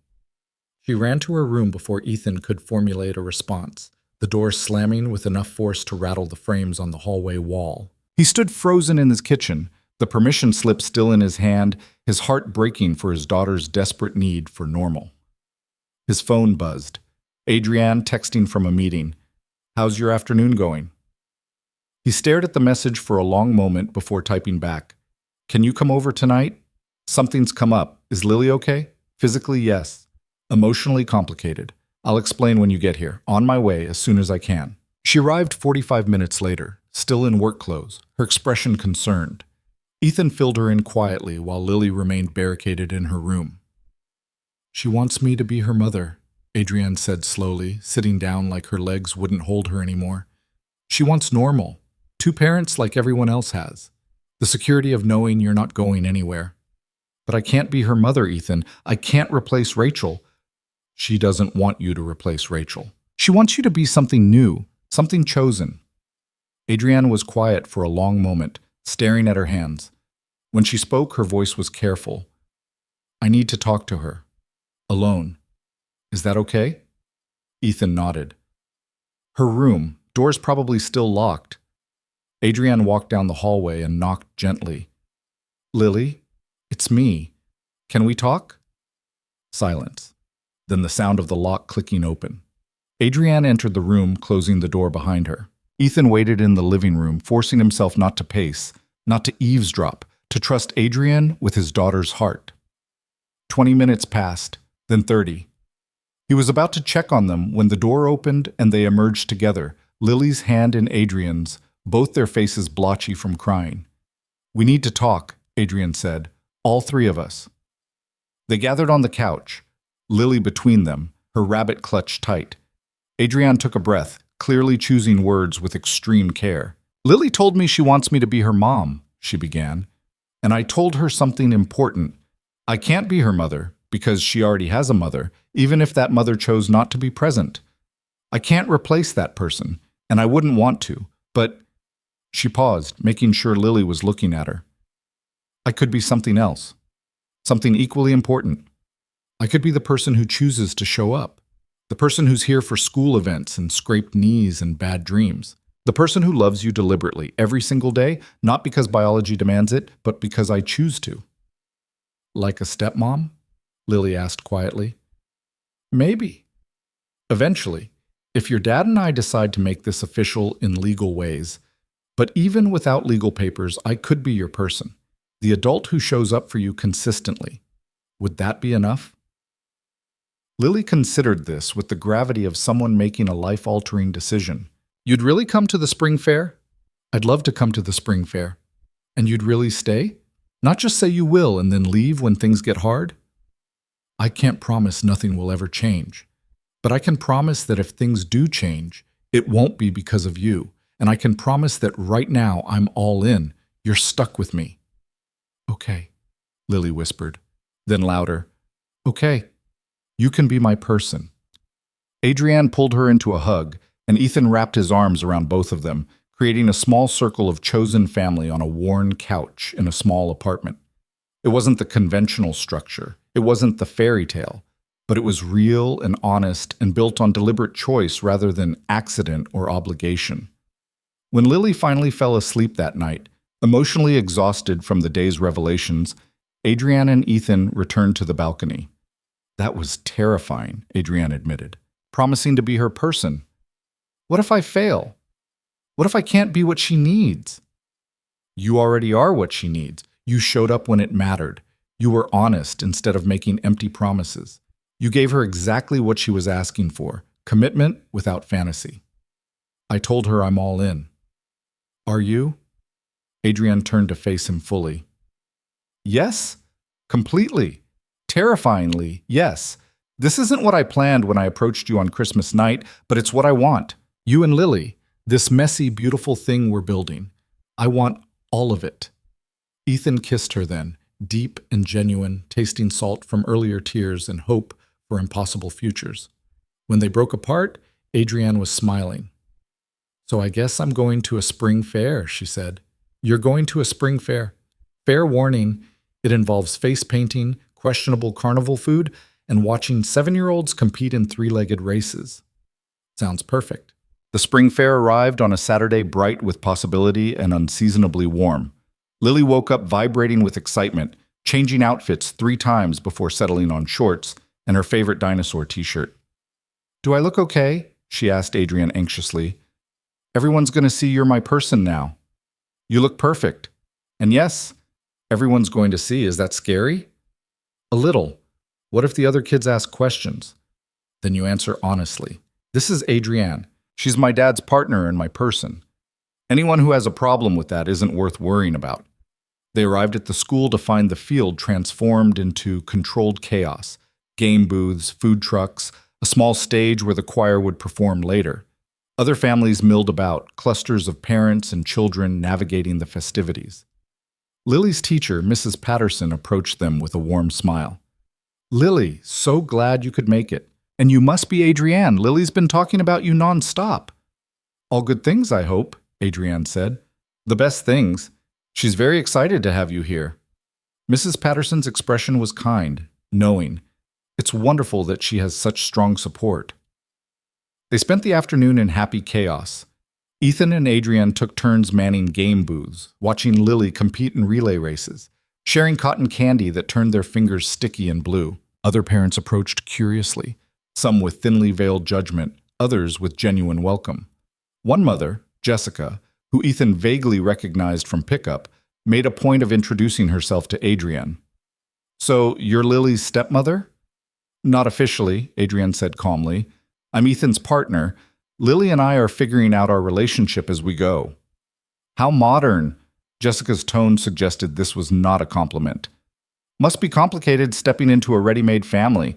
It has its challenges, but anything worth doing usually does. Jessica's smile tightened. "Well, I'm sure you're doing your best." After she walked away, Ethan muttered, "Sorry about that. Jessica's always been judgmental?" "I noticed. It's fine. People are going to have opinions. We don't have to accept them as fact."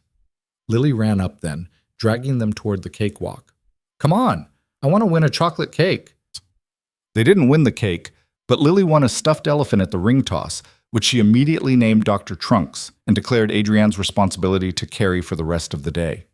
As afternoon faded toward evening, the choir took the stage for their performance. Lily stood with her classmates, her face bright with excitement, scanning the crowd until she found Ethan and Adrienne. When she did, her smile could have powered the whole fair. The performance was predictably chaotic. Off-key singing, forgotten lyrics, one kid who picked his nose through the entire second verse. But Lily sang with complete commitment, her voice small but determined, her eyes checking periodically to make sure her people were still watching. When it ended, she bounded off the stage and launched herself at both of them simultaneously, nearly knocking them over with the force of her enthusiasm. "Did you see me? Did you hear me? I didn't forget any words." "You were amazing," Adrienne said, hugging her tight. "Best choir performance I've ever seen." "You're just saying that." "I'm absolutely just saying that, and it's also completely true." They walked to the car as the fair wound down, Lily between them, swinging their hands.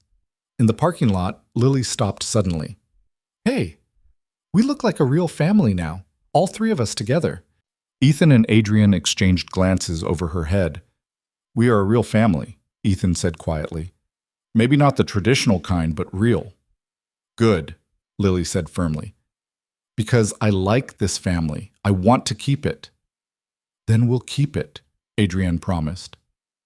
They drove home through twilight, Lily dozing in the back seat with Dr. Trunks clutched in one hand and her rabbit in the other. In the front seat, Adrienne reached across to take Ethan's hand. "Thank you," she said quietly. "For what?" "For taking a chance on my insane proposition. For building this with me, for letting me be part of something I never thought I'd have. Thank you for showing up, for choosing us when you could have chosen easier." "This isn't easy," Adrienne admitted, "but it's worth it. Every complicated, messy, beautiful piece of it." They carried Lily inside when they got home, putting her to bed without changing her clothes, too precious in her sleep to disturb. In the hallway, Ethan pulled Adrienne close. "Stay tonight," he said, "not on the couch. With me." It was another line they'd been careful about crossing, maintaining separate spaces despite the obvious momentum toward merging their lives completely. But something about tonight felt like permission to stop holding back. "You're sure?" Adrienne asked. "I'm sure. We're building a family. Might as well admit that's what we're doing." "Okay," she said. "Okay, yes." They fell asleep tangled together in Ethan's too-small bed. The door cracked so they'd hear if Lily called out. The particular peace that comes from choosing your people and being chosen in return, settling over them like a benediction. Everything was far from perfect. Margaret Blake still wasn't speaking to her daughter. Money was still tight.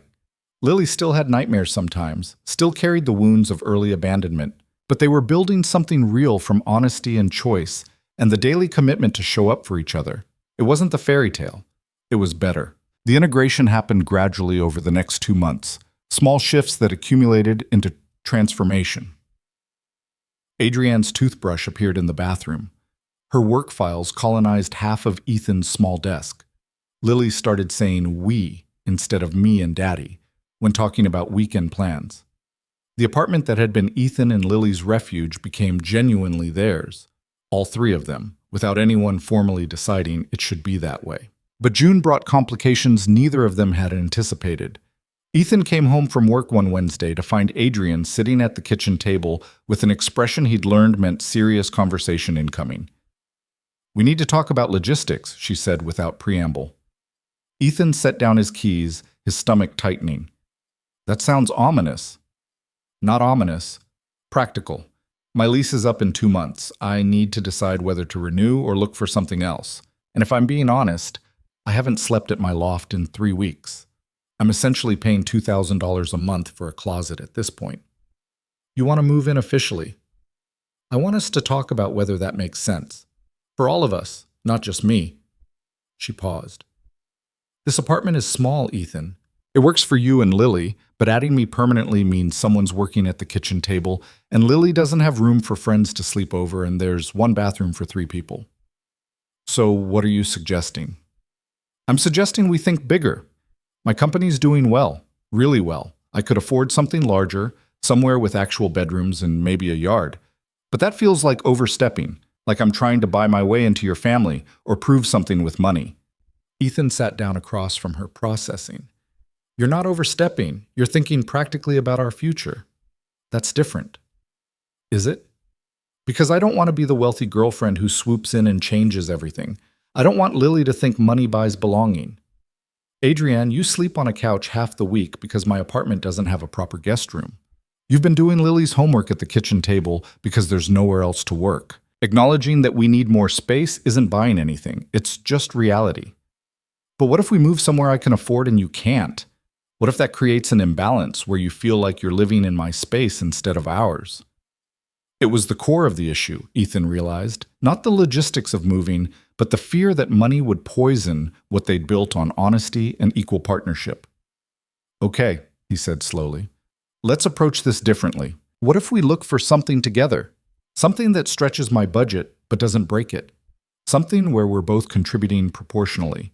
You make more than me. That's fact, not judgment. But that doesn't mean I can't contribute meaningfully to shared expenses. I don't want you stretched thin trying to keep up with what I can afford, and I don't want to live in your house feeling like a kept man. So we compromise. We find something in the middle, something better than this apartment, but not a mansion.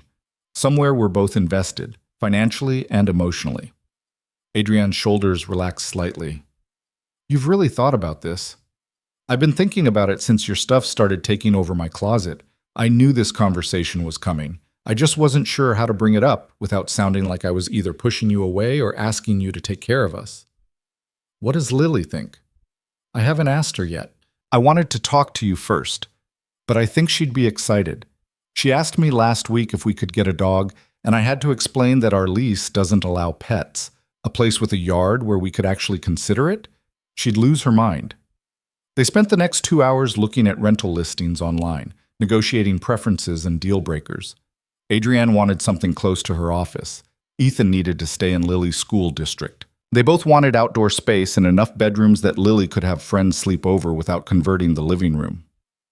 "This one," Adrienne said, turning her laptop so Ethan could see. 3 bedrooms, small yard, 10 minutes from Lily's school, 20 from my office. The rent's $1,500 more than you're paying now." Ethan did the math quickly. "If we split it proportionally based on income, I'd be paying about the same as I am now. You'd be paying significantly less than your current loft. We'd each have an office. Lily would have her own bathroom. There's a park 2 blocks away. When can we see it?" They scheduled a viewing for Saturday, bringing Lily along to gauge her reaction. The moment they pulled up to the small craftsman-style house, Lily's eyes went wide. "This is a real house," she breathed, "with a yard and everything." "Just looking," Ethan cautioned. "We haven't decided anything yet." But watching Lily run through the rooms, already claiming which bedroom would be hers and where Dr. Trunks and Mr. Fluffles would sleep, Ethan knew the decision was already made. Adrienne caught his eye from across the living room and smiled, and he saw his own certainty reflected back. They signed the lease 2 weeks later. Moving day was chaos orchestrated by Lily, who'd made detailed lists of what went in which room and appointed herself quality control supervisor. "The coffee maker goes in the kitchen," she instructed the movers with 7-year-old authority. "Not the bedroom. Coffee doesn't belong in bedrooms." "Yes, ma'am," the mover said, hiding a smile. Adrienne's minimalist furniture mixed with Ethan's inherited pieces created an eclectic aesthetic that somehow worked, functional and lived in, space for both precision and comfortable chaos. They spent the first night in the new house eating pizza on the floor because they couldn't find the box with plates, Lily wedged between them, chattering about decorating plans. "Can I paint my room purple?" she asked. "We're renting, Peanut. We can't paint," Ethan said. "Actually, the lease allows painting as long as we return it to neutral before we leave," Adrienne corrected. "So yes, you can paint your room purple, within reason." Lily's shriek of joy could probably be heard 3 blocks away. That night, after Lily was asleep in her new room with its promise of future purple walls, Ethan and Adrienne stood in what would be their shared bedroom, boxes stacked around them. "We did it," Adrienne said quietly. "We actually built a life together." Scared? Terrified. Also happier than I've ever been. The two seem to go together. Yeah, they do. They were unpacking the bedroom when Ethan's phone rang. Unknown number which he normally ignored, but something made him answer. "Mr. Cole? This is Patricia Chen from Lincoln Elementary. I have Lily here in my office. There's been an incident." Ethan's blood went cold. "Is she hurt?" "Not physically, but emotionally she's quite upset. There was an altercation with another student. Can you come get her?" "I'm on my way." He grabbed his keys, Adrienne right behind him. "What happened?" "I don't know. Something at school. They called me to pick her up." They made it to the school in record time, finding Lily in the principal's office with red eyes and clenched fists. Mrs. Chen, the principal, looked sympathetic but firm. "Thank you for coming so quickly. Lily, do you want to tell your father what happened?" Lily shook her head mutely. Mrs. Chen sighed. "There was a conflict during lunch. Another student, Madison, made some comments about Lily's family situation. Specifically about you, Ms. Blake. When Lily defended you, Madison got cruel. Said some things about Lily's mother leaving, implied that Ms. Blake would leave too because Lily was," she paused, choosing words carefully, "unlovable." Lily responded by pushing Madison down. "She called Adrienne fake," Lily burst out. "She said Adrienne's just pretending to care because she feels sorry for us. She said my real mom left because I was too much trouble and Adrienne would leave too when she figured it out." Adrienne knelt beside Lily's chair. "What did you say back?" "I said she was wrong. I said you're my person and you chose us and you're not fake." But she kept saying it, and everyone was listening, and I pushed her. I know I'm not supposed to push, but she wouldn't stop. "Is Madison all right?" Ethan asked Mrs. Chen. "Scraped knee, bruised pride. Her mother has been called as well. I need to be clear. We have a zero-tolerance policy on physical altercations. Lily will be suspended for tomorrow." However, she looked at Lily with unexpected kindness. "I also recognize that she was defending herself against targeted verbal cruelty.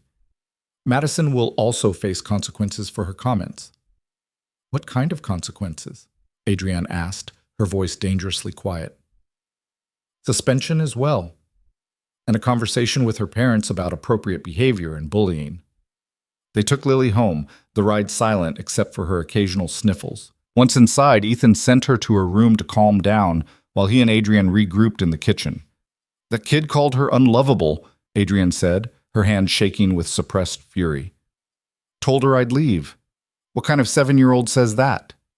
"The kind whose parents probably say worse at home," Ethan said grimly. "Madison's mother is Jessica, the one from the spring fair who made the comment about stepping into a ready-made family." "Of course she is." Adrienne pressed her hands flat on the counter, visibly collecting herself. "I need to talk to Lily. Alone. Is that okay?" "Yeah, she needs to hear from you right now." Adrienne knocked on Lily's door, entering to find her curled on the bed, face buried in Mr. Fluffles. "Hey," Adrienne said softly, sitting on the edge of the mattress. "Can we talk?" "I'm sorry I pushed her. I know violence is bad. I'm not here to lecture you about pushing. I'm here to talk about what Madison said." Lily peeked out from behind the rabbit. "She said you're fake, that you're just pretending. And you defended me. You stood up for us. That took courage." "But what if she's right?" Lily's voice cracked.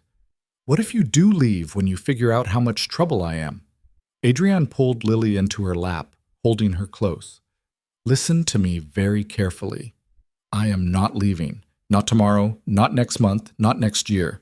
I'm here, Lily, by choice, on purpose, because I want to be. But my mom left. Your mother left because she had problems she couldn't handle. That was about her limitations, not your worth. You were a baby. You didn't do anything wrong. She just wasn't capable of being the parent you deserved. But what if I'm too much for you too? You're not. And even on hard days when you're testing boundaries or making mistakes or being frustrating, which all kids do, by the way, you're still not too much. You're exactly right. Lily was quiet for a long moment. Then, in a small voice, Madison said, "You're not my real mom, that you don't count." What do you think? I think you're more real than someone who left. I think choosing to be here counts more than biology. Adrian's eyes filled. I think so too. And Lily? I know I can't replace your mother. I'm not trying to, but I can be something different, something new. I can be the person who shows up, who stays, who loves you deliberately every single day. Is that enough? Yeah, Lily whispered. That's enough. That's everything. They stayed like that for a long time, Adrian rocking Lily gently, both of them crying quietly, releasing months of accumulated fear and hope.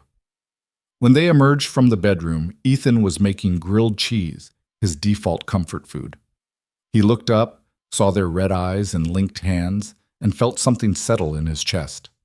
We okay? He asked. We're okay, Adrian confirmed. We're good. They ate dinner together, Lily gradually returning to her normal chattiness, the crisis passing as childhood crises do. Intense, and then forgotten in favor of more immediate concerns like whether they could watch a movie before bed. Later, after Lily was asleep, Ethan and Adrian finally collapsed on the couch in their new living room. Madison's comments came from somewhere, Adrian said. Her mother's been judging us from day one. People are going to judge. We can't control that. I know. But I hate that Lily has to deal with it, that other kids are parroting their parents' prejudices. She defended us today. She stood up for what we are. That's not nothing. No, Adrian agreed. It's not nothing. It's everything. The following week brought unexpected resolution. Mrs. Chen called Ethan to report that Madison's parents had requested a meeting, not with the school, but with them. They want to apologize, Mrs. Chen said. Apparently Madison came home and told them the full story, and her father was horrified. He's asking if you'd be willing to meet. Ethan discussed it with Adrian that evening. We don't have to do this. We can just accept the apology through the school and move on. Or we could model for Lily what it looks like to handle conflict with grace, Adrian countered. Show her that people can recognize mistakes and try to do better. They met at a coffee shop the following Saturday. Madison's father, Tom, was a bear of a man who looked genuinely uncomfortable. Jessica sat beside him, her previous confidence notably absent. Thank you for agreeing to meet, Tom began. I'll get right to it.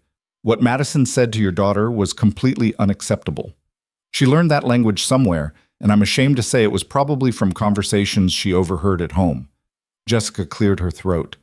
I made some judgmental comments about your family situation, about Ms. Blake. I thought I was being subtle, but clearly Madison absorbed my attitude. I'm sorry, I was wrong. Why were you judging us? Adrian asked directly. Jessica flinched, but answered honestly. Because you're different.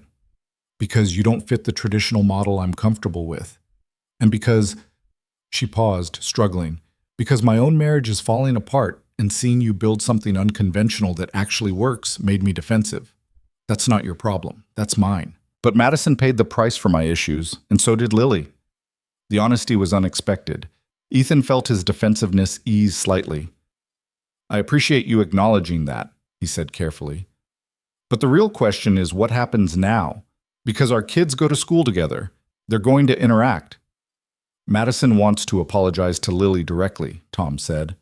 If Lily's willing to hear it, we've had long conversations about differences in families, about respect, about not repeating things you don't understand. She genuinely feels bad. They arranged for Madison to come to their house the next day. Lily was anxious, picking at her lunch, convinced the apology would be fake. What if she's just saying sorry because her parents made her? She worried. Then you'll be able to tell, Adrienne said. You're good at knowing when people are being honest. Trust your instincts. When Madison arrived with her father, she looked as nervous as Lily. The two girls eyed each other warily while the adults tried to facilitate. Madison has something she wants to say, Tom prompted gently. Madison twisted her hands together. I'm sorry I said those mean things. About your mom leaving and Adrienne being fake. My dad explained that families come in all different kinds, and that's okay. Your family is just as real as mine. I was being a bully. Lily studied her for a long moment. Did you mean it? When you said I'm unlovable? No, I was being mean because I was mad that you have two parents who actually like each other and mine fight all the time. That was stupid. You're not unlovable. You're actually really smart and good at art. Something in Lily's posture softened. You're good at soccer. Thanks. So, are we okay? I know I can't take back what I said, but can we maybe not be enemies? Lily looked at Ethan, then at Adrienne, seeking permission or guidance. Adrienne gave her a small nod. We cannot be enemies, Lily said carefully, but we're probably not going to be best friends right away. I need time. That's fair, Madison agreed. The girls didn't become instant friends, but they achieved something more valuable: mutual respect and the understanding that people can recognize mistakes and try to repair harm. Watching them navigate the awkwardness together, Ethan felt a swell of pride for his daughter's emotional intelligence. After Madison and Tom left, Lily turned to Adrienne. She was telling the truth about being sorry. I think so too. Her parents really are fighting. She told me at school her dad sleeps on the couch. That must be hard for her. Lily considered this. Yeah, maybe that's why she was so mean. Hurt people, right? That's what my therapist says. Your therapist is very smart. I'm glad our family doesn't fight like that. I'm glad you and Daddy actually like each other. Adrienne pulled Lily close. We more than like each other, kiddo. We love each other, and we love you. That's not changing. Summer arrived with the kind of heat that made the new house's air conditioning a blessing. Lily finished second grade with good grades and a teacher's note about her increasing confidence and emotional resilience. The new purple walls in her room had been painted with Adrienne's patient help, each of them sporting purple streaks in their hair by the end of the project. One evening in late July, Ethan came home to find Adrienne in their shared office, staring at her laptop with an unreadable expression. What's wrong? He asked. She turned the screen toward him. An email from her mother. Adrienne, your father and I would like to invite you to lunch next Sunday, just the three of us. We have things we need to discuss. Please let us know if you're available. Mother. Are you going to go? Ethan asked. I don't know. Part of me wants to ignore it, maintain the distance, but part of me wonders if this is them trying to reach out, to repair things. What does your gut say? That I'm scared either way. Scared they'll hurt me again if I go. Scared I'll regret it if I don't. Do you want me to come with you? Adrienne looked surprised. You do that? Of course. You faced down every difficult thing in my life. The least I can do is stand beside you for yours. She reached across to take his hand. Let me think about it. 2 days later, she responded to her mother's email, agreeing to lunch but insisting Ethan come along. Margaret's response was terse but accepting. The restaurant was neutral territory, upscale but not ostentatious, the kind of place where serious conversations happened over white tablecloths. Richard and Margaret Blake were already seated when they arrived, looking older somehow, less formidable. Adrienne, Margaret said, standing to kiss her daughter's cheek with more warmth than Ethan had seen at their previous encounter. Ethan, thank you for joining us. They ordered, small talk limping along until the appetizers arrived. Then Richard cleared his throat. We asked you here to apologize, he said directly, for our behavior at dinner, for the things we said about Lily and about Ethan. We were wrong. Adrienne's eyebrows rose. What changed your mind? Margaret set down her fork. We've been doing some therapy, marriage counseling specifically. Our counselor pointed out that we've been controlling rather than supporting you for most of your adult life, that we measure love in terms of compliance instead of acceptance. She paused, clearly struggling. She's right. We've been terrible parents to you, Adrienne. Not in obvious ways. We provided for you, educated you, wanted the best for you. But we never actually saw you. We saw the daughter we wanted instead of the daughter we had. Why now? Adrienne asked, her voice careful. Why this realization after months of silence? Because I saw you with that little girl, Margaret said quietly. At the school spring fair. A friend sent me pictures. She was there with her grandson. And I saw how you looked at Lily, how she looked at you. Real affection, real connection. The kind of thing I never managed to build with you. Tears welled in Margaret's eyes, shocking everyone at the table. I was jealous, she admitted. Jealous that you're building the family I never knew how to create. Jealous that a 7-year-old child gets the version of you I pushed away with my constant judgment. And I realized I could keep being right and keep losing you. Or I could try being honest and maybe salvage something real. Adrienne sat frozen, processing. Ethan reached under the table to squeeze her hand. I don't know what to say, she finally managed. You don't have to say anything, Richard interjected. We're not asking for immediate forgiveness or for everything to go back to normal. We're just asking for a chance to know you as you actually are, a chance to know Ethan and Lily, a chance to be better than we've been. That's going to take time, Adrienne said slowly, and boundaries, clear boundaries about what's acceptable and what's not. We understand, Margaret said. We're willing to work for it, to earn back your trust instead of demanding it as our right. The lunch continued, awkward but genuine, all 4 of them navigating unfamiliar territory.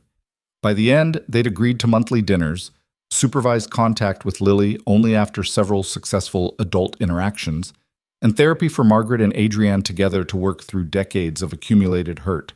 In the car afterward, Adrienne was quiet, processing. You okay? Ethan asked. I don't know. Hopeful? Terrified? Both? She turned to look at him. Did that seem real to you or like performance? It seemed like people who genuinely want to change but don't quite know how yet. Whether they follow through is a different question. Yeah. She leaned her head against the window. I want to believe them. I want my parents back, but I'm also scared of getting hurt again. Then we take it slow. We protect ourselves and Lily. And we see if they can actually back up words with actions. Over the following months, Richard and Margaret proved themselves through consistent effort. They showed up to monthly dinners on time and asked genuine questions about Adrienne's work, about Ethan's architecture, about Lily's interests. They didn't push for immediate inclusion in family events, but accepted invitations when offered. Margaret started therapy with Adrienne, working through years of conflict with painful honesty. By Thanksgiving, they'd earned supervised time with Lily, a trip to the aquarium where Lily lectured them about marine biology while they listened with genuine interest. Watching his daughter hold her grandmother's hand while explaining the life cycle of sea turtles, Ethan felt the last piece of their unconventional family click into place.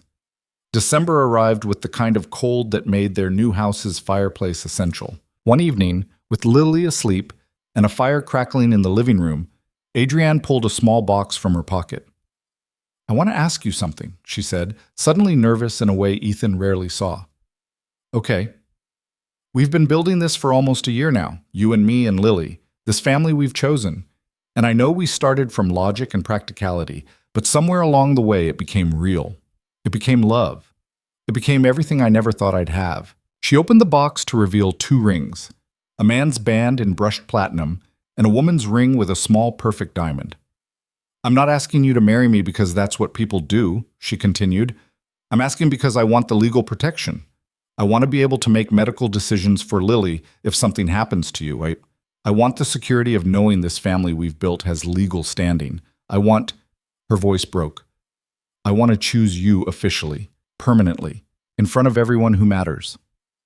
Ethan took the box from her shaking hands, studying the rings that represented commitment and choice and the particular courage it takes to build something new. Yes, he said simply. Yes. Yes. I want all of that too, the legal protection, the official commitment, the public declaration that we're a family by choice. Yes to all of it. Adrienne launched herself at him, laughing and crying simultaneously. They stayed tangled together on the couch, rings still in the box between them, planning a future that had started with an impossible proposition and become something real. They told Lily the next morning over pancakes. Her reaction was predictably enthusiastic. "Does this mean Adrienne's officially my mom now?" "Officially your stepmother," Ethan corrected. "But yes, legally, part of our family. Can I be in the wedding?" "You're going to be the most important person in the wedding," Adrienne promised. "Nothing happens without you there." They planned something small and honest. A ceremony in their backyard with close friends, Mrs. Chen, Richard, and Margaret cautiously included, and Lily as the flower girl wearing a purple dress that matched her room. No pretense, no performance, just the legal and emotional recognition of what they'd already built. The ceremony happened on a Saturday in April, exactly 16 months after Adrienne had approached Ethan in that restaurant with her impossible proposition. Standing under an arch decorated with wildflowers, Lily between them holding their rings, Ethan looked at Adrienne and saw his whole future. "I proposed a partnership," Adrienne said when it was time for vows. "But you gave me a family. You gave me Lily and messy Sunday mornings, and homework help, and the particular chaos of loving people instead of controlling outcomes. You gave me everything I didn't know I needed." "You proposed something crazy," Ethan responded, "and then you showed up for it. Every day, every hard conversation, every moment when it would have been easier to walk away. You chose us when we needed choosing. You became essential when I thought I had to do everything alone. You taught Lily and me that family is something you build, not something that just happens." They exchanged rings, Lily beaming between them, and when the officiant pronounced them married, all three of them hugged in a tangle of chosen family and hard-won happiness. At the small reception afterward, Margaret approached them with visible emotion. "I need to say something," she told Adrienne. "I was wrong about everything. About what you needed, about what family should look like, about Ethan and Lily. This," she gestured to the gathering, to Lily laughing with friends, to the obvious love and commitment. "This is beautiful. You built something beautiful, and I almost destroyed it with my prejudice. I'm sorry, and I'm grateful you let me be here to see what I almost missed." Adrienne hugged her mother, both of them crying, years of conflict not erased but acknowledged and actively healing. That night, after guests had left and Lily was asleep with Mr. Fluffles and Dr. Trunks flanking her, Ethan and Adrienne stood in their backyard under stars that seemed brighter than usual. "We did it," Adrienne said. We actually did it. Built a family from scratch." "From honesty," Ethan corrected. "From showing up even when it was scary. From choosing each other every day. Best decision I ever made. Walking up to you in that restaurant. Best decision I ever made was saying yes to something impossible." They went inside to their home, their family, their chosen life. Lily was sprawled across her bed in purple pajamas, her room the color of courage and new beginnings. In the master bedroom, evidence of merged lives covered every surface. Adrienne's organized files mixed with Ethan's scattered sketches, two different approaches to life learning to coexist. It wasn't perfect. Money was still sometimes tight. Lily still had hard days when abandonment fears resurfaced. Margaret and Richard were works in progress, learning to be better grandparents than they'd been parents. The world still judged their unconventional family structure, but they had each other. They had honesty and daily choice, and the particular strength that comes from building something intentionally instead of accepting default structures. They had Tuesday dinners that had evolved into family dinners. They had a small house with purple walls and too many stuffed animals and love in every corner. Most importantly, they had shown Lily something essential, that she wasn't the reason people left, but the reason they stayed. That her worth wasn't determined by who abandoned her, but by who chose her deliberately, every single day. Ethan stood in the doorway of Lily's room, watching his daughter sleep, his wife moving quietly beside him. Adrienne slipped her hand into his, her ring catching the hallway light. "Thank you," she whispered, "for taking a chance on my crazy proposition." "Thank you for making it," he whispered back, "for seeing what we could build when everyone else just saw complications." They closed Lily's door softly and walked to their own room, to their own bed, to their chosen life that had started with a stranger's impossible question and become everything neither of them knew they needed. Outside, the city hummed with all its usual chaos. Inside, three people who'd found each other through honesty instead of romance, through choice instead of chance, through daily commitment instead of fairy tale promises, slept peacefully in a home built on courage and truth and the revolutionary act of showing up. It wasn't the story anyone expected. It was better. It was real, lasting, and finally, completely whole.